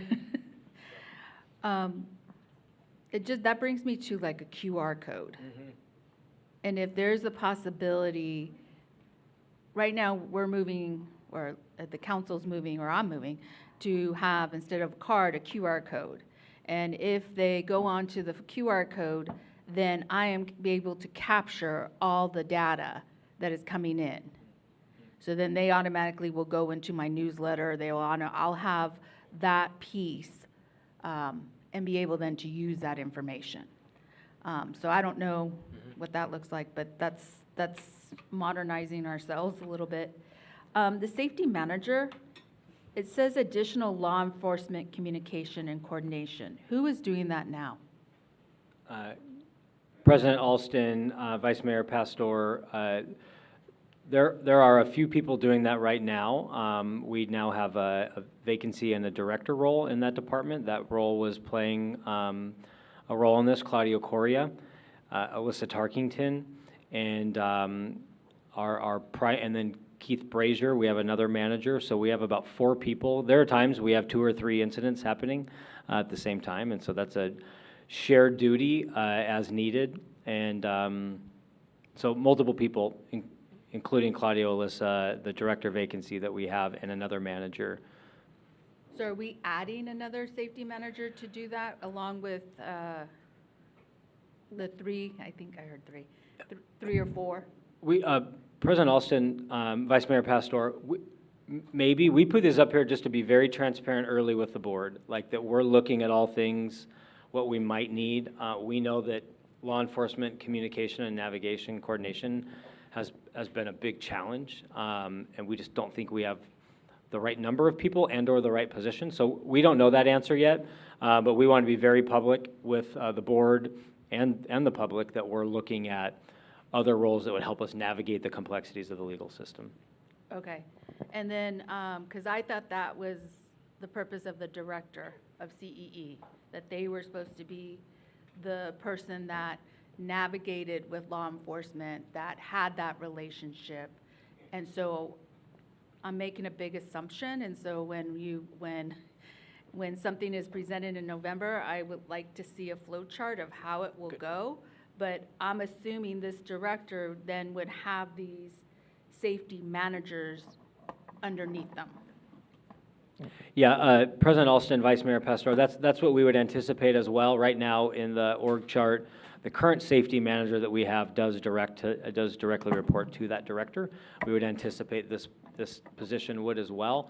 But as Thea Andrade and Claudio know, and Alyssa in our last meeting, we just said start to develop a new org chart. If that's really what we need to do this well in safety, start to develop a new org chart and match that with what are we doing at the campus at the same time. So how are we balancing org chart at the district level to do this work and what's happening on the campus?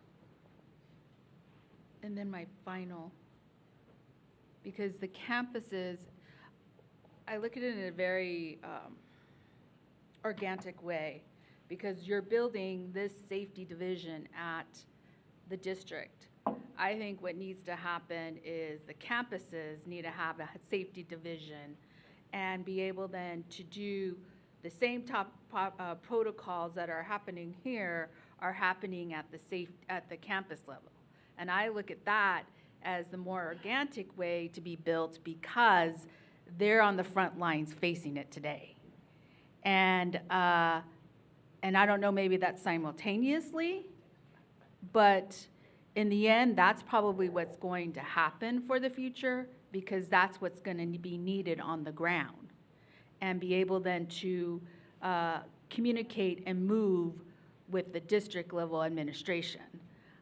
So I would like to see things happening within the schools and training for a safety division within the schools. And I know that there are people within the schools, but they need to be equipped. Unfortunately, unfortunately, right now we are raising kids, or raising students, and I look at them as kids, and not all parents are present.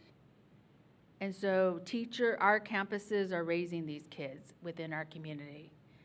And we need to equip our campuses with the resources that they need in order to help these students be able to understand that they can, could be well-being, provide them the resources that are needed in order to have that.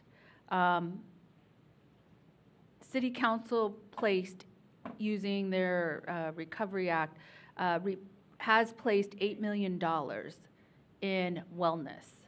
If you guys aren't tapping into it, I don't know, but it is meant for the community, is meant for students in the community and parents. So my suggestion is you start tapping into it and getting those vendors. Mercy Care is the lead, and underneath there are all the mental health vendors that will service the community. So when we speak about wellness, we can leverage what we have put in and now leverage what the city put in, so then we can move in masses our community. And I think that's the way we're going to move. But I feel for the campuses at this moment. I'm not sure response times would have changed for anything after reviewing, sitting and reviewing with police. For those that are still here and listening, I just want to let you know that I am actively involved. We're trying to set up another meeting currently, but I called a joint meeting with Phoenix Union and also police that were there that handled the school shooting, and be able to say what was good, what was bad, what needs to happen. We are calling another meeting. We need responses to be able to move and call it so that we can make sure we have the resources that are needed. Secondly, the other piece is that, unfortunately, there was a call in an active shooter piece. When you call police and say there's an active shooter on a campus, they will respond like there's an active shooter on the campus, and they will not change from their protocol. I know it's frightening, it's scary, it's confronting, but that's what they're trained for. And so I'm saying this because I heard from community, teachers, I heard from everywhere. Why does the police have to do this? That's what they're trained for. If an active shooter's called, you want them to do that. So I commend the police for their quick action and their response, because they responded in a way that I had never seen. I was like, whoa. So especially when we don't have enough officers, they responded, and their job is to protect everybody on that campus. So I'm just letting you know that. Those parents that want, I'm having a meeting end of October, beginning of November, talking about the safety on this line on Central and the growth that is happening and the more people that are going to be placed here. There's about probably 10,000 more people within the next 5 years that will be living on Central, between Central, Brophy, St. Francis, Xavier, and Coding. And there will be more active pieces. So I'm telling you, we're growing quickly, and we have a very limited resources right now, meaning our police. So thank you. Thank you. President Alston, Vice Mayor, just so that I didn't forget, I actually hadn't shown this slide yet, but that last section up there was on this joint work that's been happening, to echo what Vice Mayor said, that we're doing joint meetings and making sure that we are as aligned as possible with the city to navigate these issues. And for those of you who may not have seen the joint press conference after City of Phoenix, where Chief Connolly and I did a joint press conference, we were very appreciative and grateful. So I'll just say it again, that very grateful to the effort of City of Phoenix Police Department, especially on that particular issue. They and on other issues where they've had to come support. They've been a great partner, even though we don't have a formal partnership right now with them. All right, the last thing that I would say, Aaron, and then I just want to highlight trainings, and then I'm done. Is that it? No, you Board Member Marquez. Madam Chair, I have a handful of questions. Do you want me to say them all at once, or do you want me to ask them one at a time for Dr. Gueston? Maybe just for our team's sake, go one at a time, and then we'll just tackle them that way, if that's fair. Sure. So I think I'm a little confused I think the newspaper reported in the spring, we created a school safety division. So I guess I want to understand sort of the difference between a division department, and I know I'm the newest board member here. So do we have a division today? Yeah, so board member, President Alston, board member Marquez, yeah, we have a safety division. And when we launched that safety division, we added a couple of new positions, and looked at the campus as well, changed job titles, et cetera. But we just think we might need more. So we're not adding a new division or a new department. We would just be growing the one that exists. Roger, okay. And Mr. Correa is the executive director of that division, is that correct? Yes, sir. At first, I just want to say, like, I think we're all trying to tackle the same issue. And so I don't, the executive team, when there's ideas that are contradictory to what board members are voting for, like, I don't think we're looking at an issue that's really tough and trying to figure out the best courses of action to move forward. And I think, everybody on this board, I think we all have the right intentions. How do we build safe schools, and how do we build safe schools so that our, head of student achievement can talk about student achievement when she wakes up every day and not focus on school safety. So with that safety division, I'm curious sort of, since we implemented that in the spring and then in June,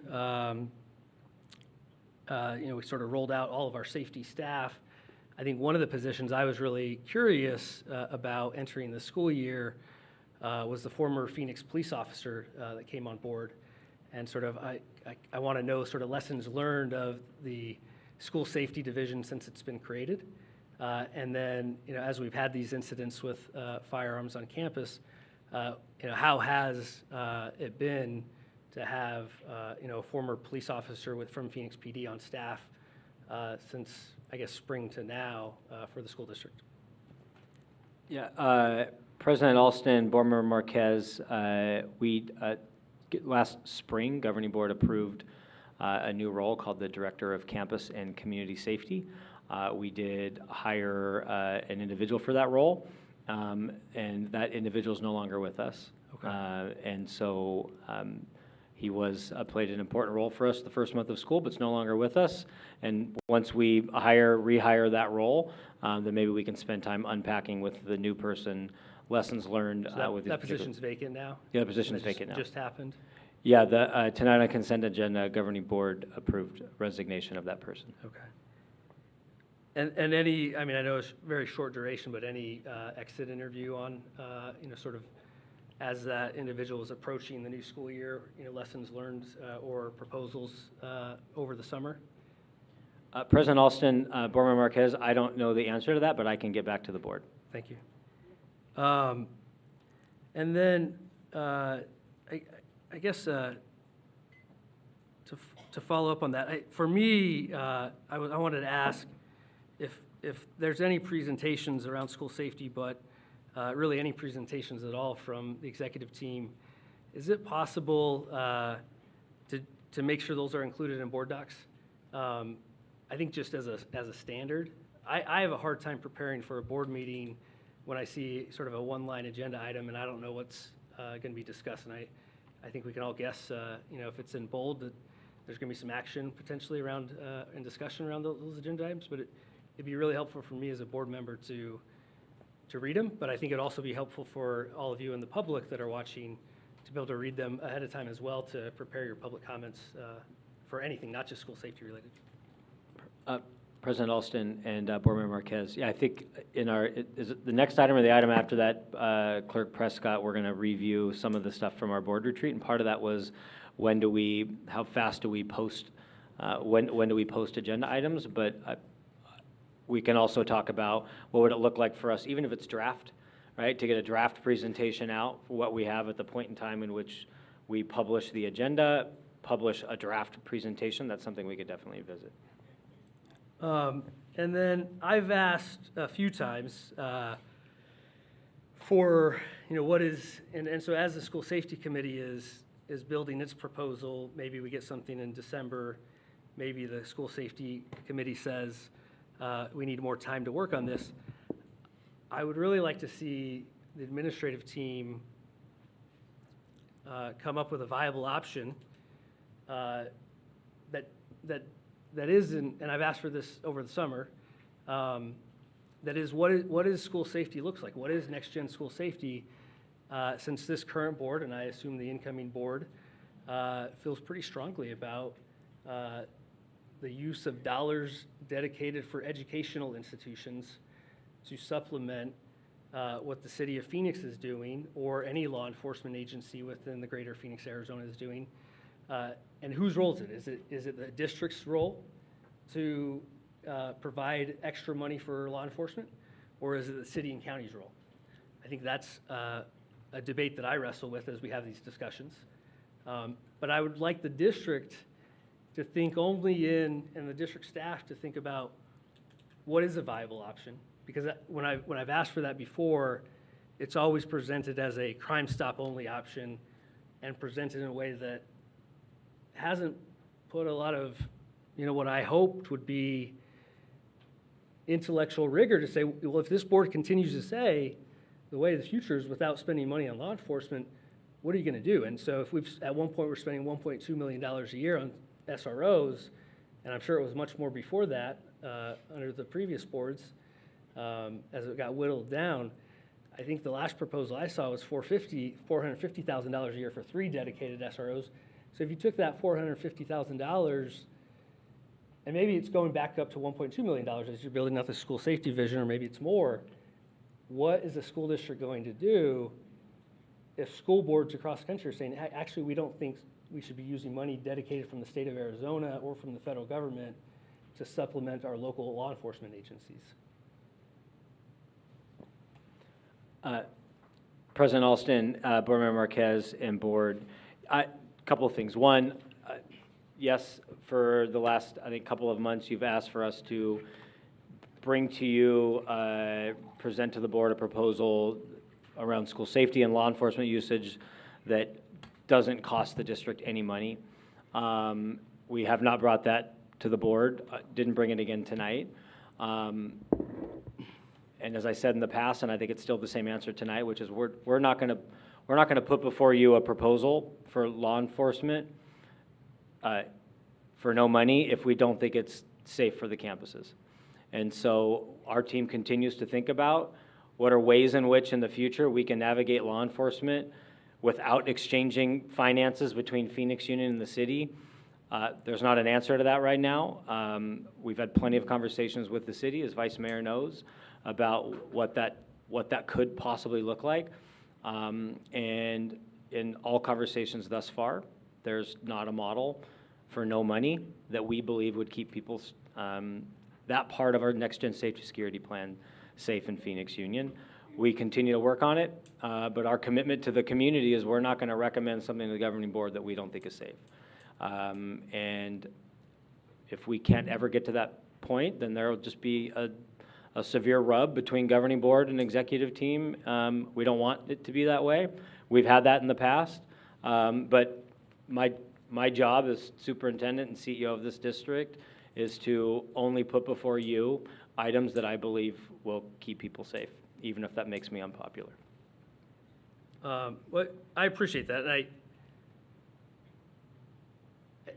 I don't, again, like what I said at the beginning, I think we're trying to tackle the same issue. I think we're trying to look at it from a lot of different perspectives. We heard a lot of different perspectives from public comment tonight. It was well organized. And, I think, I think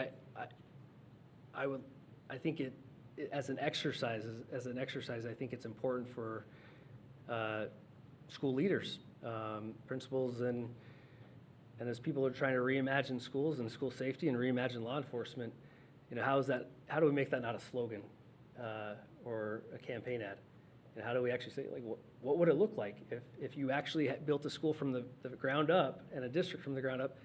And, one of the rules was, it's the city's job or it's the county's job, it's the law enforcement agency's job to, I saw this slide here that you put together with all the headlines, and the one I liked the most was Arizona News, Central High Lockdown showed Phoenix School District Safety Plan works. Response time was great. it wasn't, maybe it was, some people described the Columbine for the students that were there, and I don't want to disregard any of the trauma that happens when, SWAT team comes through and goes classroom by classroom. I think the City of Phoenix Police Department, after Uvalde, knew that that was eventually going to happen in Phoenix. They were going to get a 911 call. And they made sure that the first 911 call they got that called for an active shooter, they were going to go in and have a show of presence to respond as quickly as they could. And hopefully that's not a one-time thing. Hopefully if it happens in Chandler or Tolleson or anywhere else in the state of Arizona or within the jurisdiction of Phoenix Police Department, that they respond just as quickly. But I think this is a very public debate our country, our city, our school district is having right now is whose responsibility is it? School district's responsibility to pay for SROs? Where's the research? I've looked at a lot of research, if you're looking specifically at school shootings, that show that SROs on campus have never stopped a school shooting, never mitigated a school shooting. Now, if the issue is really mandatory reporting requirements, as has been suggested, I've suggested as you build out the school safety division and you have safety manager, district safety supervisor, that maybe one alternative to an SRO is dedicated staff in a liaison role with the Phoenix Police Department. Former Phoenix police officers who come on board as a law enforcement liaison for the district and their director level positions, and they cover the 4 quarters or 4 regions or 3 regions of the district. And it's their job to stay until 10 o'clock at night, if it takes until 10 o'clock at night to handle that mandatory reporting requirement. And it's their job to build a strong relationship with our community policing and police department and the new chief to make sure that response time is what it should be. I think that's one idea that is thinking about, yes, we can add more school safety personnel with dollars meant for education without adding more dollars to a law enforcement agency. So I hope you all will take a hard look at that idea of a law enforcement liaison and probably multiple law enforcement liaisons under this new school safety division. Yeah, President Alston, members of the board. Yeah, and I think we're through that director role or this manager role, we're I think thinking in a similar way around what types of Phoenix Union personnel can be experts in navigating law in Phoenix PD. So I think that position, the director level that exists now, maybe the manager level we're thinking of is getting us a little bit closer to that particular thought. Mr. Prescott? I just have one last question and then I'm done. Sorry. I forgot to ask earlier, what was the contract amount for Javelina and Iconico? Yeah, it's an RFQ, so it's not to exceed 100,000. Okay. So just for public procurement purposes, if a district's going to contract with an outside vendor, under 10,000 does not require a formal procurement process. So there's still a process, but not a formal posting. If you're going to hire an outside vendor between $10,000 and $100,000, it's an RFQ process. And if you're going to exceed $100,000, it's an RFP process. And those all have separate procurement. And then you can build in not to exceed. So this contract cannot exceed 100,000. And that's between the two. So Javelina is a subcontractor of Iconico in this scenario? President Alston, Board Marquez, yeah, Iconico was the submitter of this, and they are working with Javelina. Thank you. Mr. Prescott? And then Ms. Pastor. I'll just say real quick, on law enforcement specifically, we do have a creative option, which is the rules of engagement. The creative option we've sent to the committee to go ahead and develop. I think relitigating SRO issues again and at the board isn't helpful or productive, because as a board we've had this discussion a couple months ago. We had a whole menu of different options. We picked one, we designed one, and we moved forward on it. So until that committee comes back with additional options, I don't think it's a productive use of time to continue relitigating this. Ms. Pastor. Yeah. My question is, I know we have the safety division. Is the anticipation as we move forward with these positions to then have a chief that oversees the safety division? President Alston, Vice Mayor Pastor, if you see a slight smile on my face, I only smile because this is my 8th year as superintendent of Phoenix Union. We're on like org chart number 4 because I think organizations need to constantly shift and change to meet the times. And the truth is, in the future, Phoenix Union might need a chief safety officer. But what I also know is that we also just need to get really good at the safety that we have right now. And with trainings, the right ratios. But this team's very open and flexible to org charts. As you know, we've presented many to you over the last few years. So that's a possibility. And we want to get really good at the safety that we have right now at the lowest level and the mid-level, not just the highest level. But definitely a possibility. Okay, and then my last question, I promise. I had heard you say, and I just want to get clarity on it, that the director of the CEE was hired in the spring and participated for 1 month. However, today we voted on his resignation. So what did he do in between that 1 month and today, and what were we paying him to do? President Alston and Vice Mayor Pastor, on the agenda it shows the actual date of resignation. So it came before the board tonight, but that wasn't the actual date of resignation. And because it's a personnel, any HR-related matter, we'd be happy to answer other questions more specifically offline. Well, I'm not asking why he resigned. I'm asking what the statement you made was we hired him. He worked on this piece for 1 month. So 1 month, he got hired in spring. 1 month. Yep. He Good point. resigned effectively 9/2/2022. We're voting on the resignation today. Somewhere in between there's a gap of what did he do? Because he was hired to coordinate with Phoenix Police. So I'm trying to get clarity on it. I'm not asking why he resigned or anything. President Alston, Vice Mayor, yeah, let me clarify, please. I said 1 month because the person who filled that director role was here for 1 month of school, but was employed starting in June and did work June, July, August with us. Yeah. My 1 month was about school, not employment. My apologies. Well, the reason why I'm having you do that is to have it on the record, because somebody will question you. Okay, thank you. I appreciate it.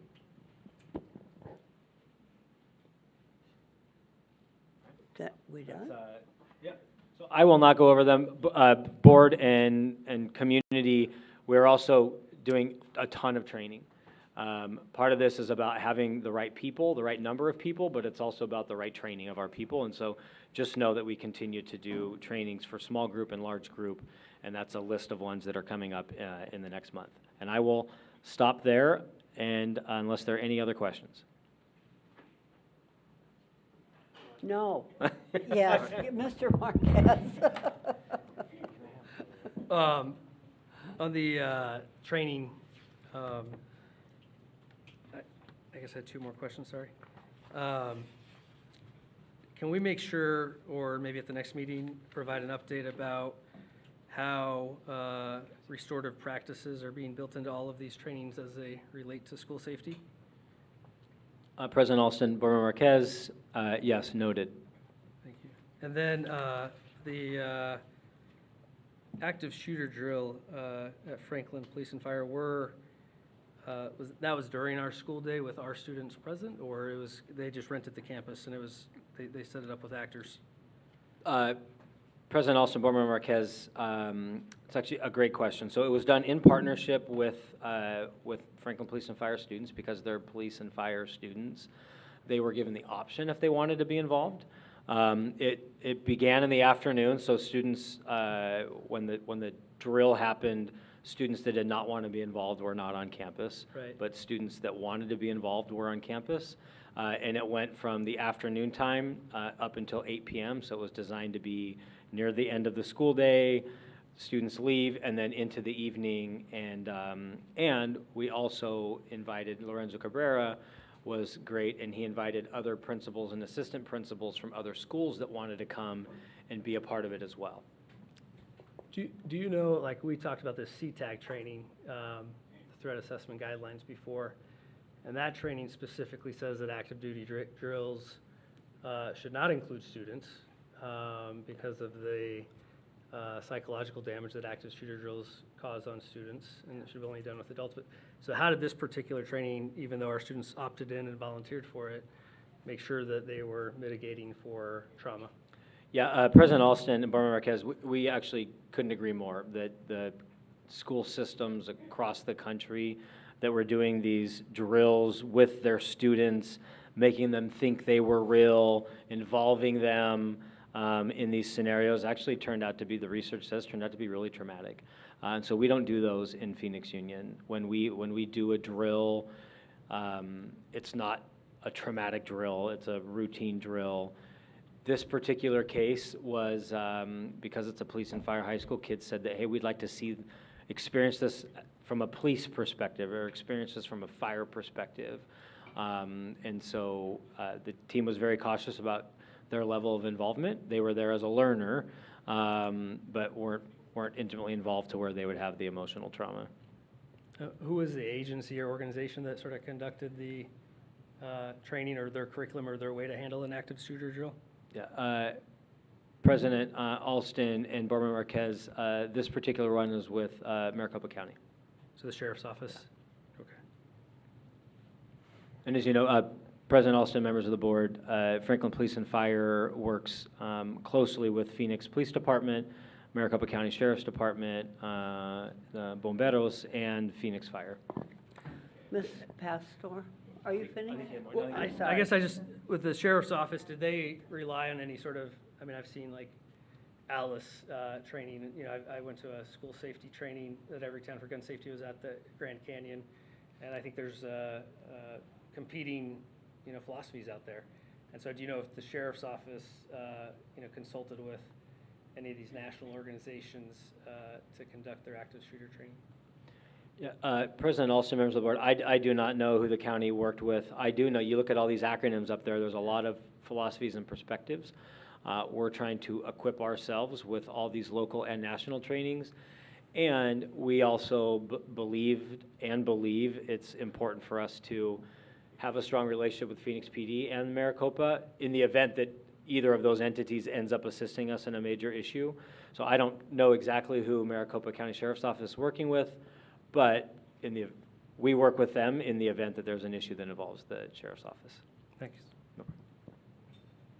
Ms. Pastor. So for clarity purposes, my understanding is that those that participated in this process, they selected themselves to participate, and they were probably, what I heard is that they were part of the fire and police school or participant. Yeah, Vice Mayor, President, also Vice Mayor, yes, absolutely. And so, mixed feelings, like, not mixed feelings, but more of like, okay, because they're training in that area, I think it's good for them to experience this is what you would be doing possibly in your future, because it is a police and fire school, and these are some of the incidents that they will be facing, to determine if, do I want to do this or not? Because we do rely, Phoenix Police and Sheriff, rely on that pipeline to go through in order for us to hire new PD. And so I think in a way, it's if they're opting in, then they know, probably not completely, but they know what they're going to experience, and then maybe after that, if there's any trauma or anything like that, then they can determine if that's their career and maybe go into another space or EMT or something. I don't know. but that's what I'm thinking in that process. But Sorry I have lots of questions now. Is that okay if I ask? Of course. So, Dr. Grissom, you know I'm an Army reservist. I deployed twice to Afghanistan. In the Army, we do a lot of situational training exercises, 6 exercises. I'm sure law enforcement follows similar processes. Sometimes during these simulated training exercises, you can be an observer or an observer-controller role, and sometimes you're a role player. And I guess I'm curious if anybody from this team was there that day. What were our students doing?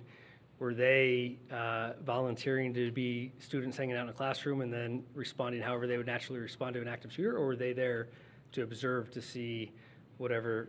In the Army, we have entire training centers with paid actors to conduct these exercises for different simulated environments across the world.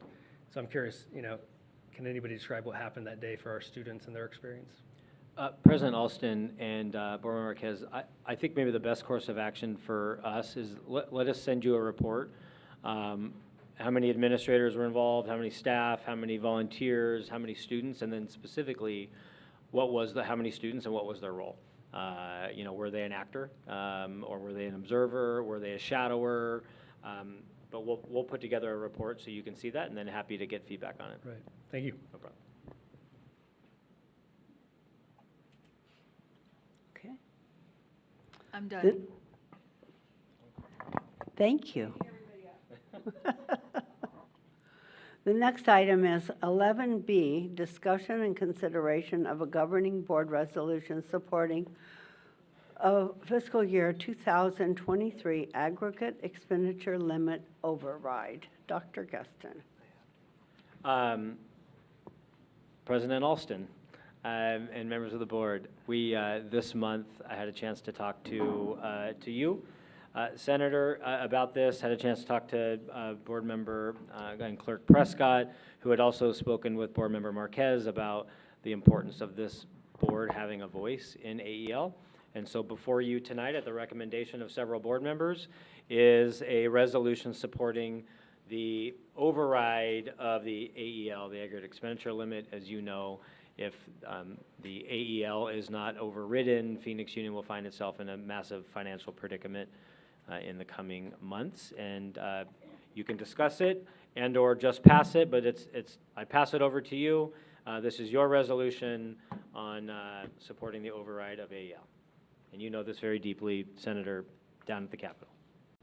Well, I would just like to say I'm deeply concerned that in the last legislative session, money was appropriated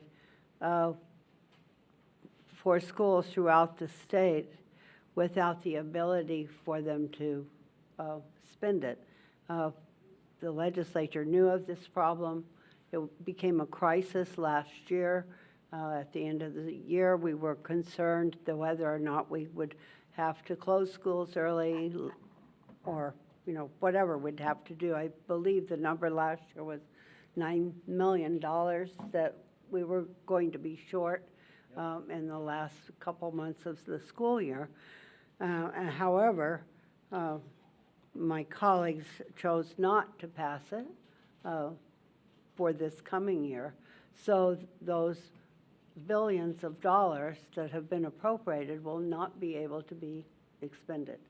And it will put schools across the state in deficit situations requiring extreme measures. So it is my request and my urgency that we join other school districts throughout the state in passing a resolution to request that this be considered and completed as soon as possible. And we do have sample language from the Arizona School Boards Association. Madam Chair. Yes, Madam. Ms. would- Parra. Thank you. I would like to motion that we adopt the resolution and move it forward as an action item. Second. A motion to adopt has been made by Ms. Parra and seconded by Vice Mayor on the motion. Those in favor, please indicate by saying aye.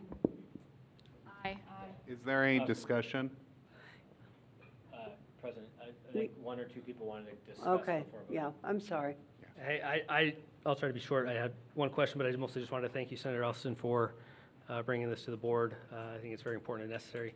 My one question looking forward for Dr. Geston is, as we go into the next legislative session, we've talked before about potentially additional government relations support for the district. We don't know who the next governor will be. We don't know what the nature of the legislature will be, but regardless of that outcome, is this something we should be thinking about? President Alston, Barbara Marquez, yeah, let us put that back on the radar. I know it's not noticed for sure. Let us put that back on the radar.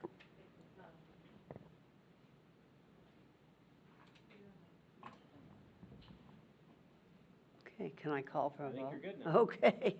All right, on the motion, those in favor, please indicate by saying aye. Aye.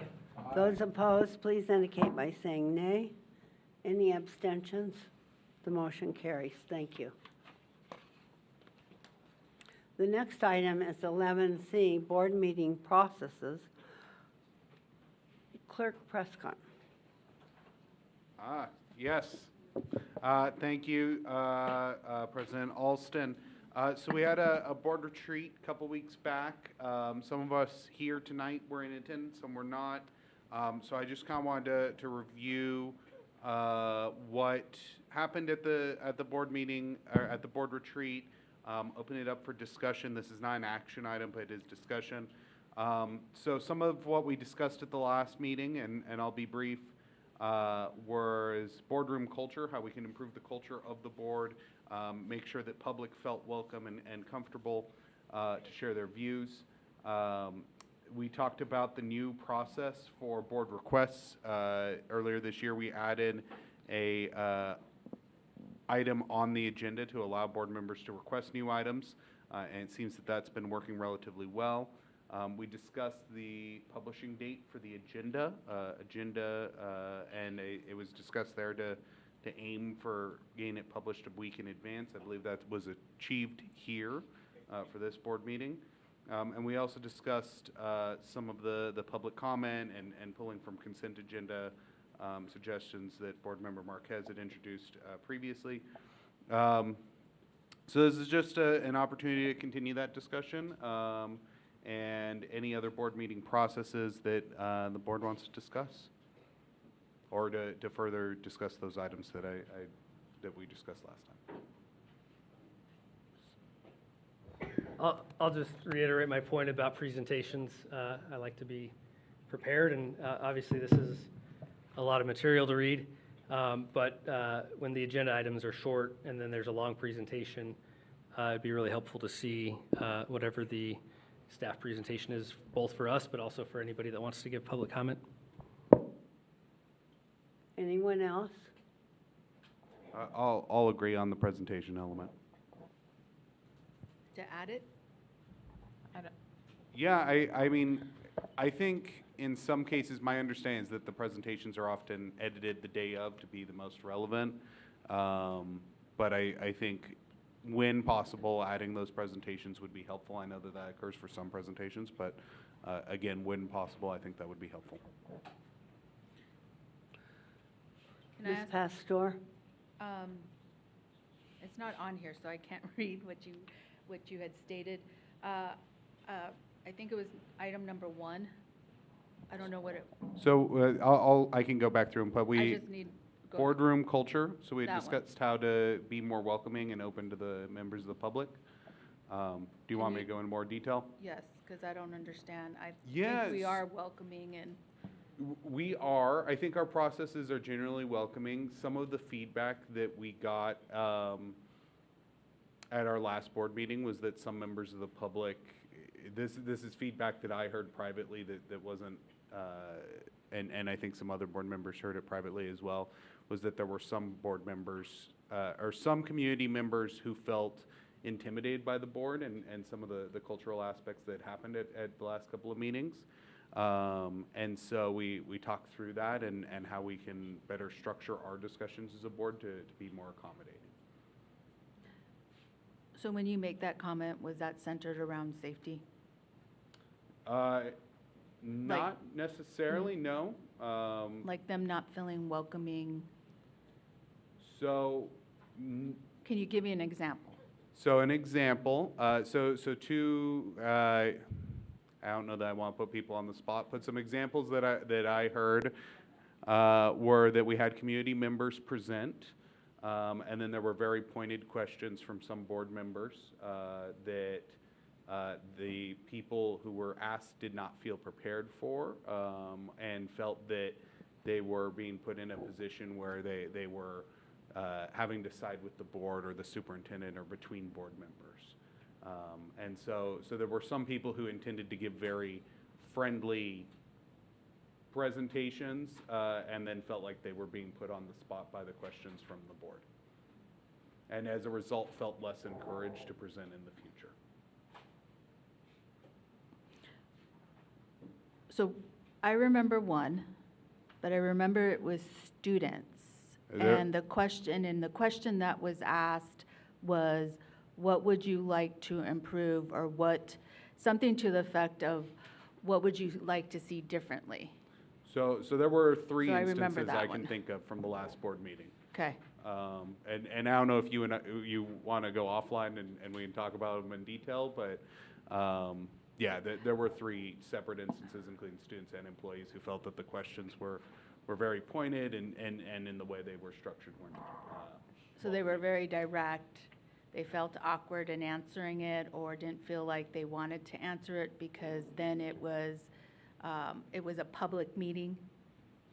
That's what I'm gathering from all of this.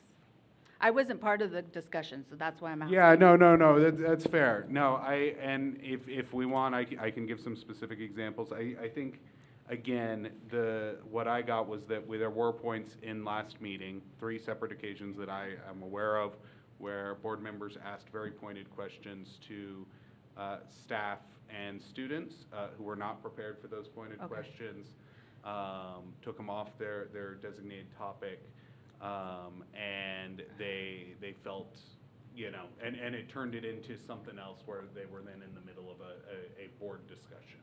Okay. So to the student government point that you brought up, students came, they presented, there was a thing about, the lunch times at North, right? And then we got into a very extended discussion about heat policies and lunch times and whatnot. And the students didn't feel comfortable with that because I think it's one thing to say, students, what would you like to change about your school? But then it turned into a discussion, a lengthier discussion about their views, Dr. Geston's views, our board's views, which made the students uncomfortable. And as a result, if you notice, our Stugo presentations tonight didn't actually have any recommendations for the board. They only presented on events because they did not feel comfortable doing so. And so I think as a board, we have to really internalize, like if we're making Stugo uncomfortable to present, then that's something we need to address. Okay, so when I sat here with Randy Schiller and the past, and you and I sat with him, Stugo did present on activities that were happening, but Stugo also presented on this is what we would like to change at our campus. So I hope I'm not hearing that they're not doing that because we caught some students off guard by asking questions. When I joined the board, they were only presenting on events. It was actually my request. I compared the present on thank you governing board for allowing us to tell us about the football game. That was my complaint was the one that actually added that in. But previously we had a very specific format for how we took those and we responded to those. And we haven't used that recently. Okay, so can I make the request that in the presentation of Stugo that we go back to the same format that we did, and they also provided what they would like to change or what they would like to see differently, because I do know as a board we did do some of those changes once we heard them.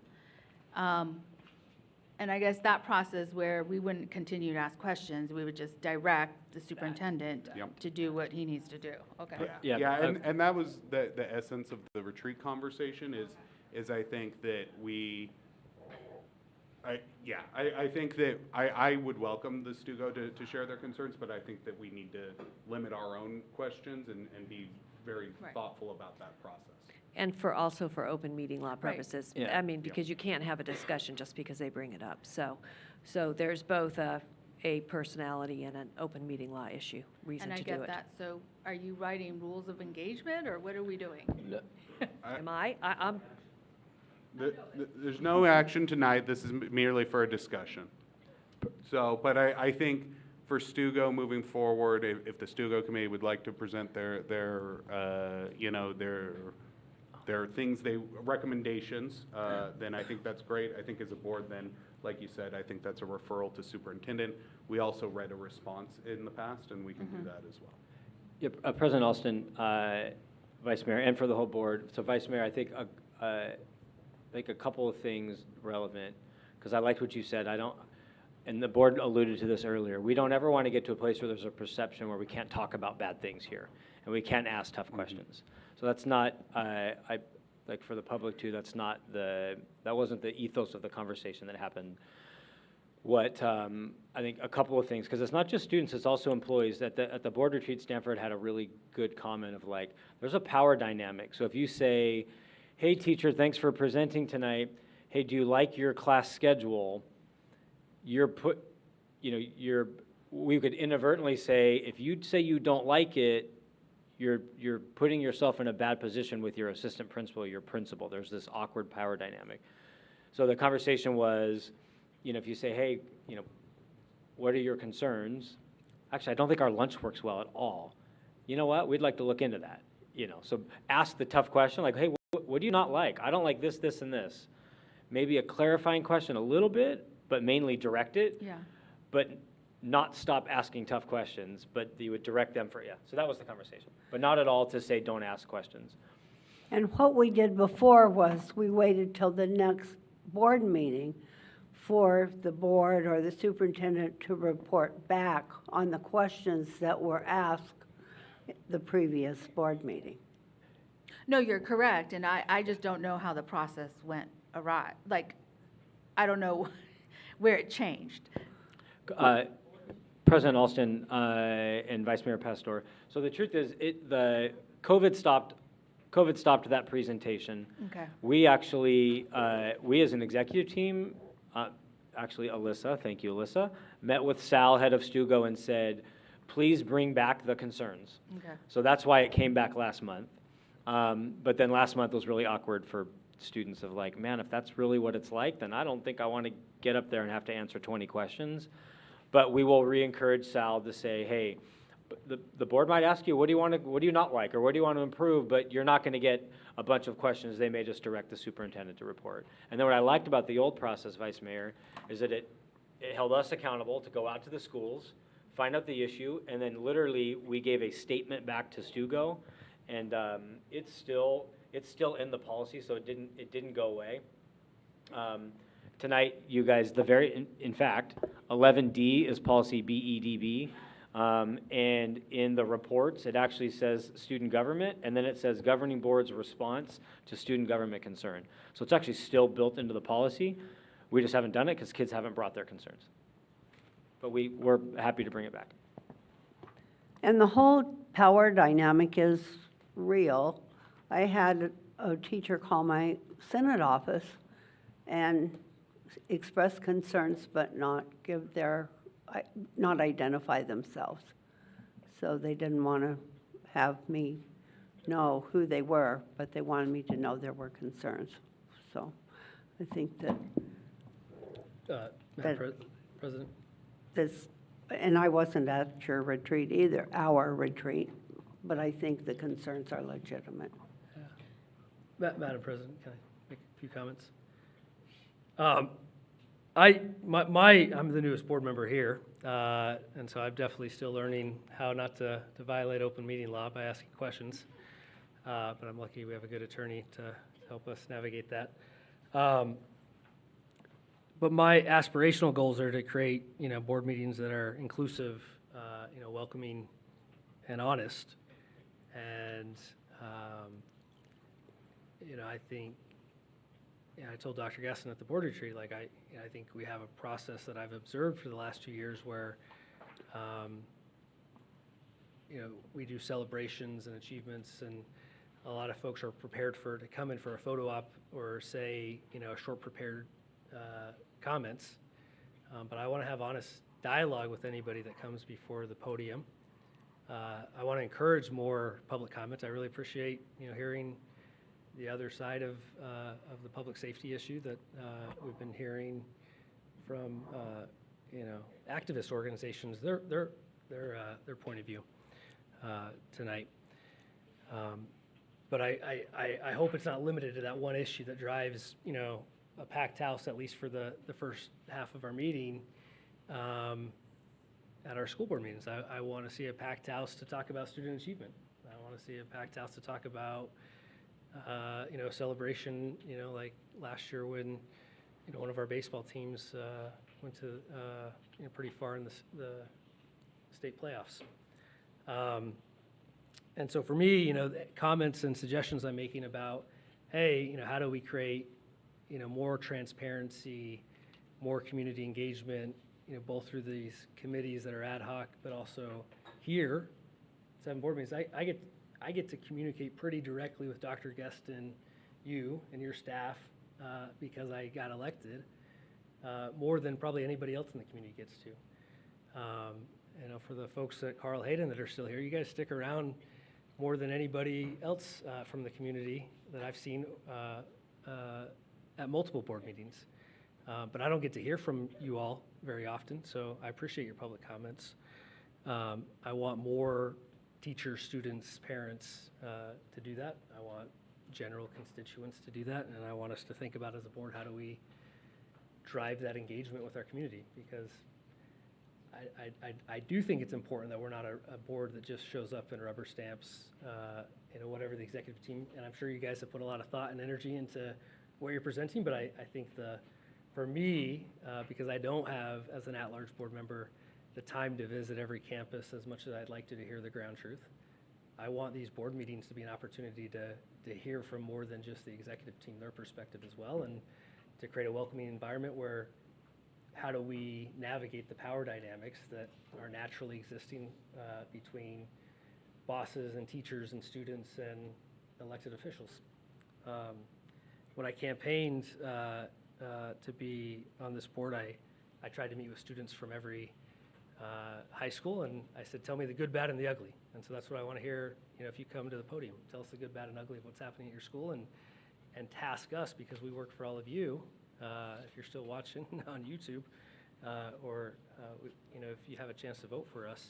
And even if you don't, I always say that if you're a teacher or that's lives out of district boundaries, or a parent that lives out of district boundaries, or students coming in from out of district boundaries, you can't vote for us. I still feel like we work for you. We're elected, and every 4 years you get to decide if we're doing a good job or not.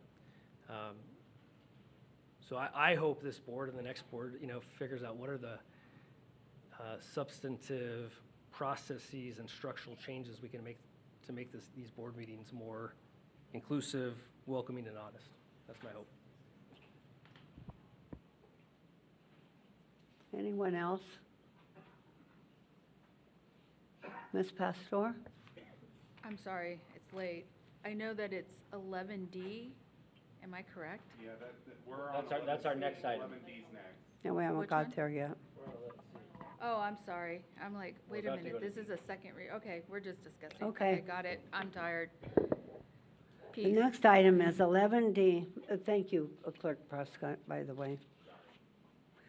Adoption of revised governing board policy, BEDB, agenda on second reading. Madam Chair.